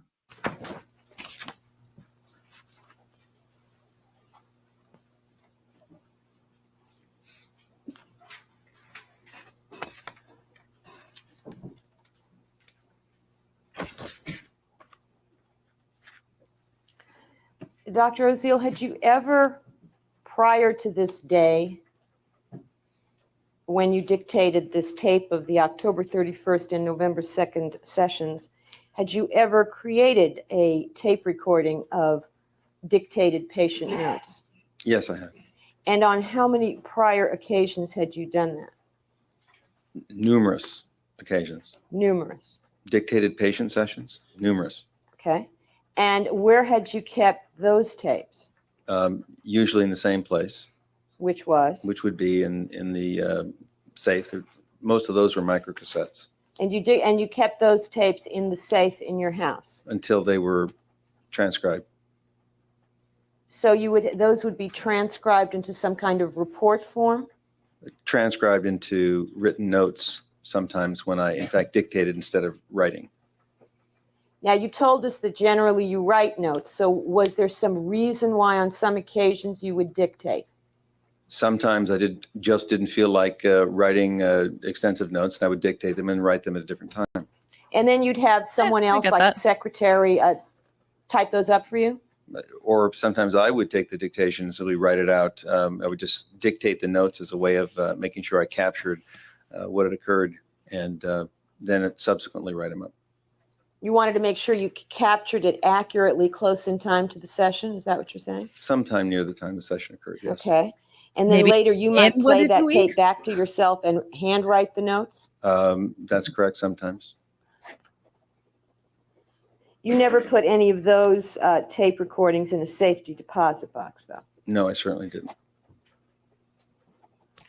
Did you have a patient in 1989 who you described to Erik and Lyle as a hitman?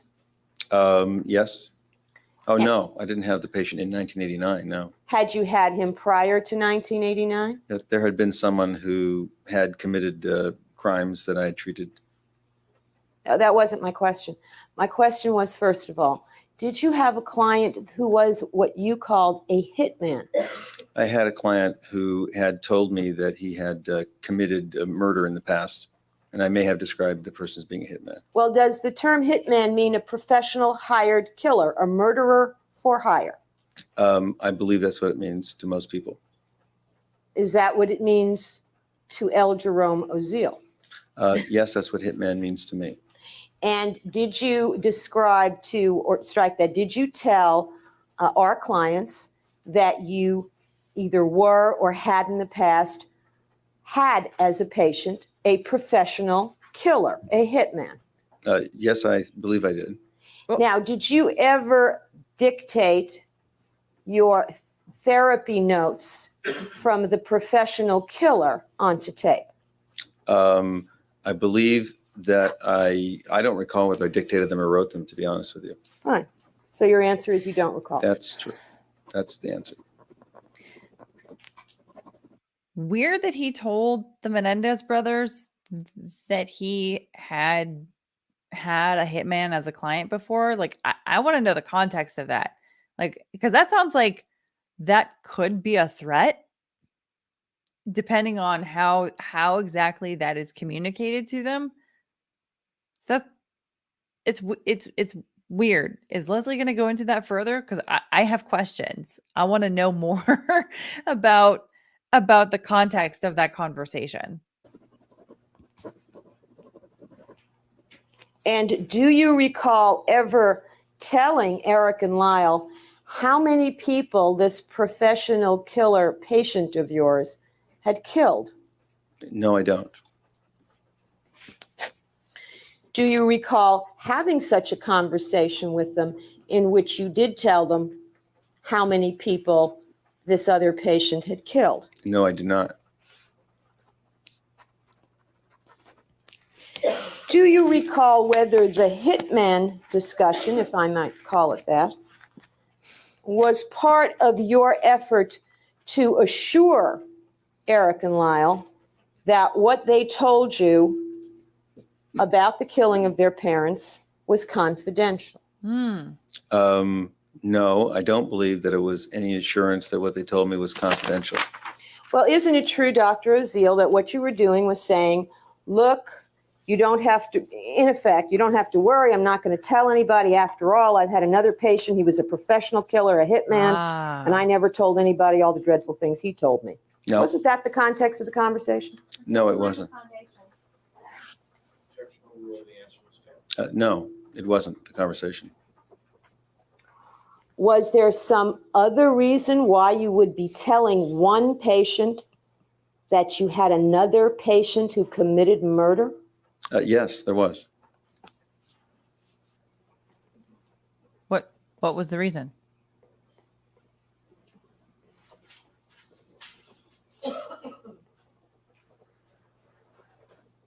Now, let me just ask you this, Dr. Oziel. Did you tell that hitman patient of yours this limits of confidentiality explanation that you've given us in court today? Objection irrelevant.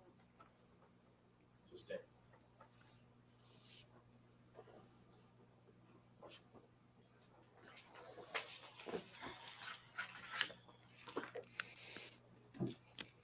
Dr. Oziel, do you know what the term dual relationships means in the sense of ethical psychology practice? Yes, I do. And how would you define, or how, strike that, what do you understand to be a dual relationship? A dual relationship is a relationship where someone is simultaneously acting as a therapist, and they are doing so with someone who occupies some other kind of role in life, such as an employee or a relative, A romantic where there's relationship. some potential for a conflict of interest between the therapist or the therapy and the patient. And are dual relationships considered unethical? They're considered a form of relationship to be avoided, is the way I believe it's stated in the ethical manual of the American Psychological Association. Well, isn't it true that you were placed on probation Whoop. based on a dual relationship? Uh-oh. That's correct. And isn't it further true that there is currently pending against you an accusation from that same psychology board that had you on probation, also claiming dual relationships? I haven't seen the accusation, although I'd be more than happy to comment on it and explain it. Well, no, I'm not going to ask you to comment and explain. I just want to know if you know that it alleges dual relationships. Do you not know that? I have no idea what it alleges because I know the foundation of it is.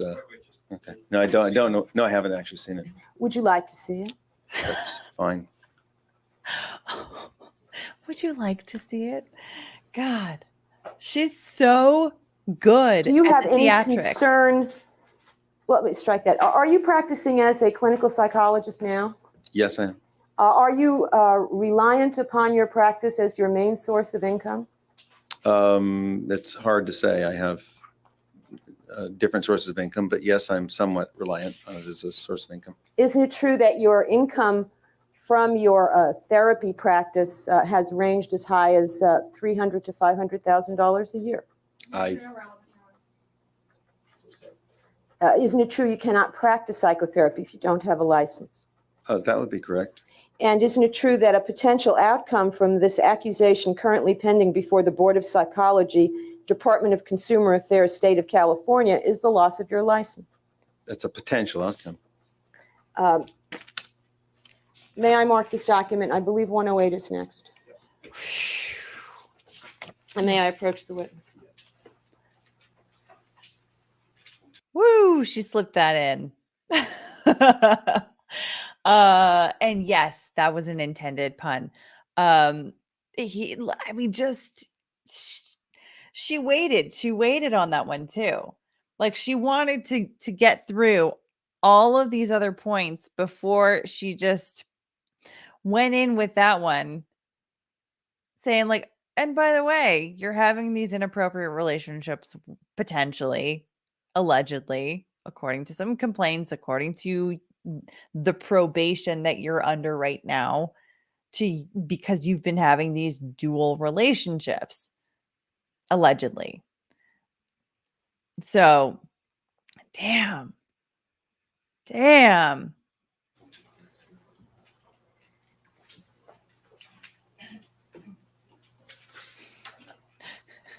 Dual sidekicks, if you will. Nice.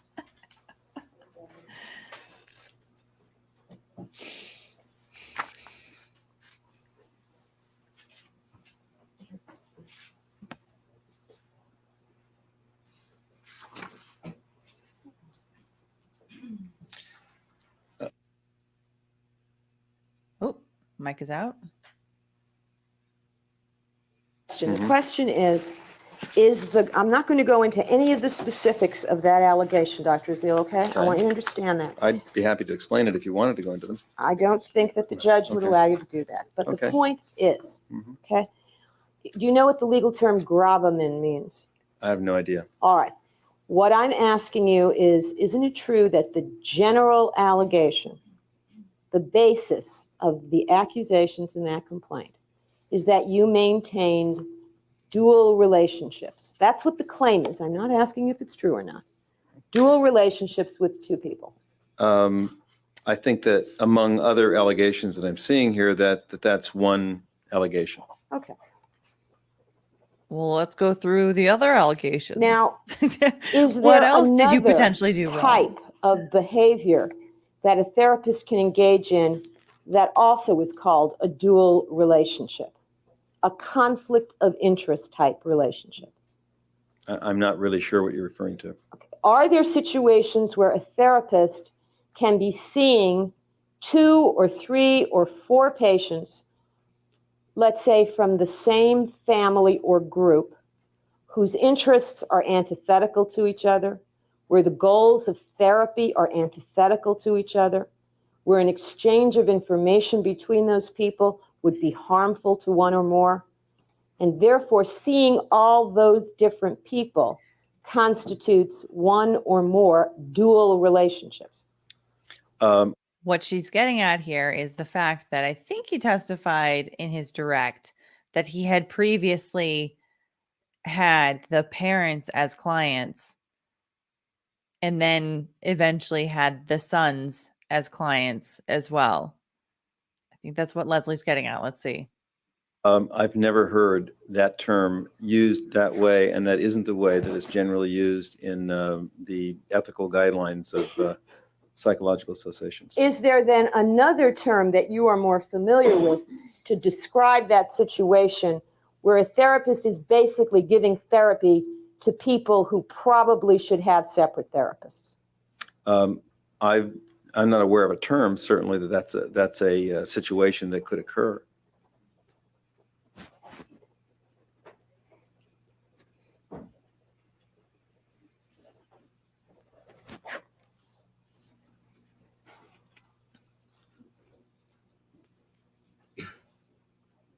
Now,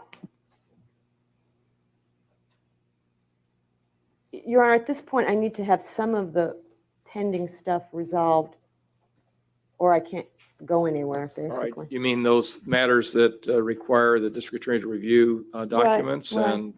Oh, is this all right, the end so of you're today? about through with your examination, is what you're saying? No, I have a lot more to do, but I have to review something before I can do it. Well, why don't you, I mean, you have to review your notes or what? I have to review the transcripts from 2 days ago because we've split this up so much between one jury and 2 juries. I want to make sure I don't weave off into right. the wrong jury. So what you're saying is you want to recess so that you can review some things, is that right? Right. Okay. All right. Then we'll resume tomorrow morning, ladies and gentlemen. And just a few remarks before I Okay. excuse you for the afternoon. Again, just to remind you not to discuss this case among yourselves or with anyone else, and not Don't to form any expose yourselves opinions. to any of the coverage of this case in any form or any discussions of the case. Also, just to remind you not to have contact with the other jury. Each jury should keep separate, don't speak with each other, and don't have any contact with each other than, as you walk out or walk into the courthouse, but don't talk between your one jury and the other jury. Just keep to your own separate groups. And I don't we'll think see you all Google back here existed tomorrow yet. at 9 o'clock. Have a good evening. We'll see The you back here at internet 9. certainly was not Right, the jurors was not have what it left, is so today let's now. just discuss tomorrow's testimony. okay. Well, we can let them discuss it, and that'll be where we can. It's a good place to pause for today. So next week we're going to continue on with more Dr. Oziel. This was part 2. There's 4 parts to it. So we'll see if maybe next week, if I'll take a look at the how long each part is for each one. Maybe we can condense 2 of them into one. Tasha, please don't write in your journals about this. Nice. Don't go on a BPS or into a chat room about this. Yeah. So Dr. Oziel, man, in my opinion, effectively just deconstructed by Leslie Abramson. She has done a phenomenal job, and she's not even done yet. She's not even done with this guy. But what a way to leave the jury with that impression, right?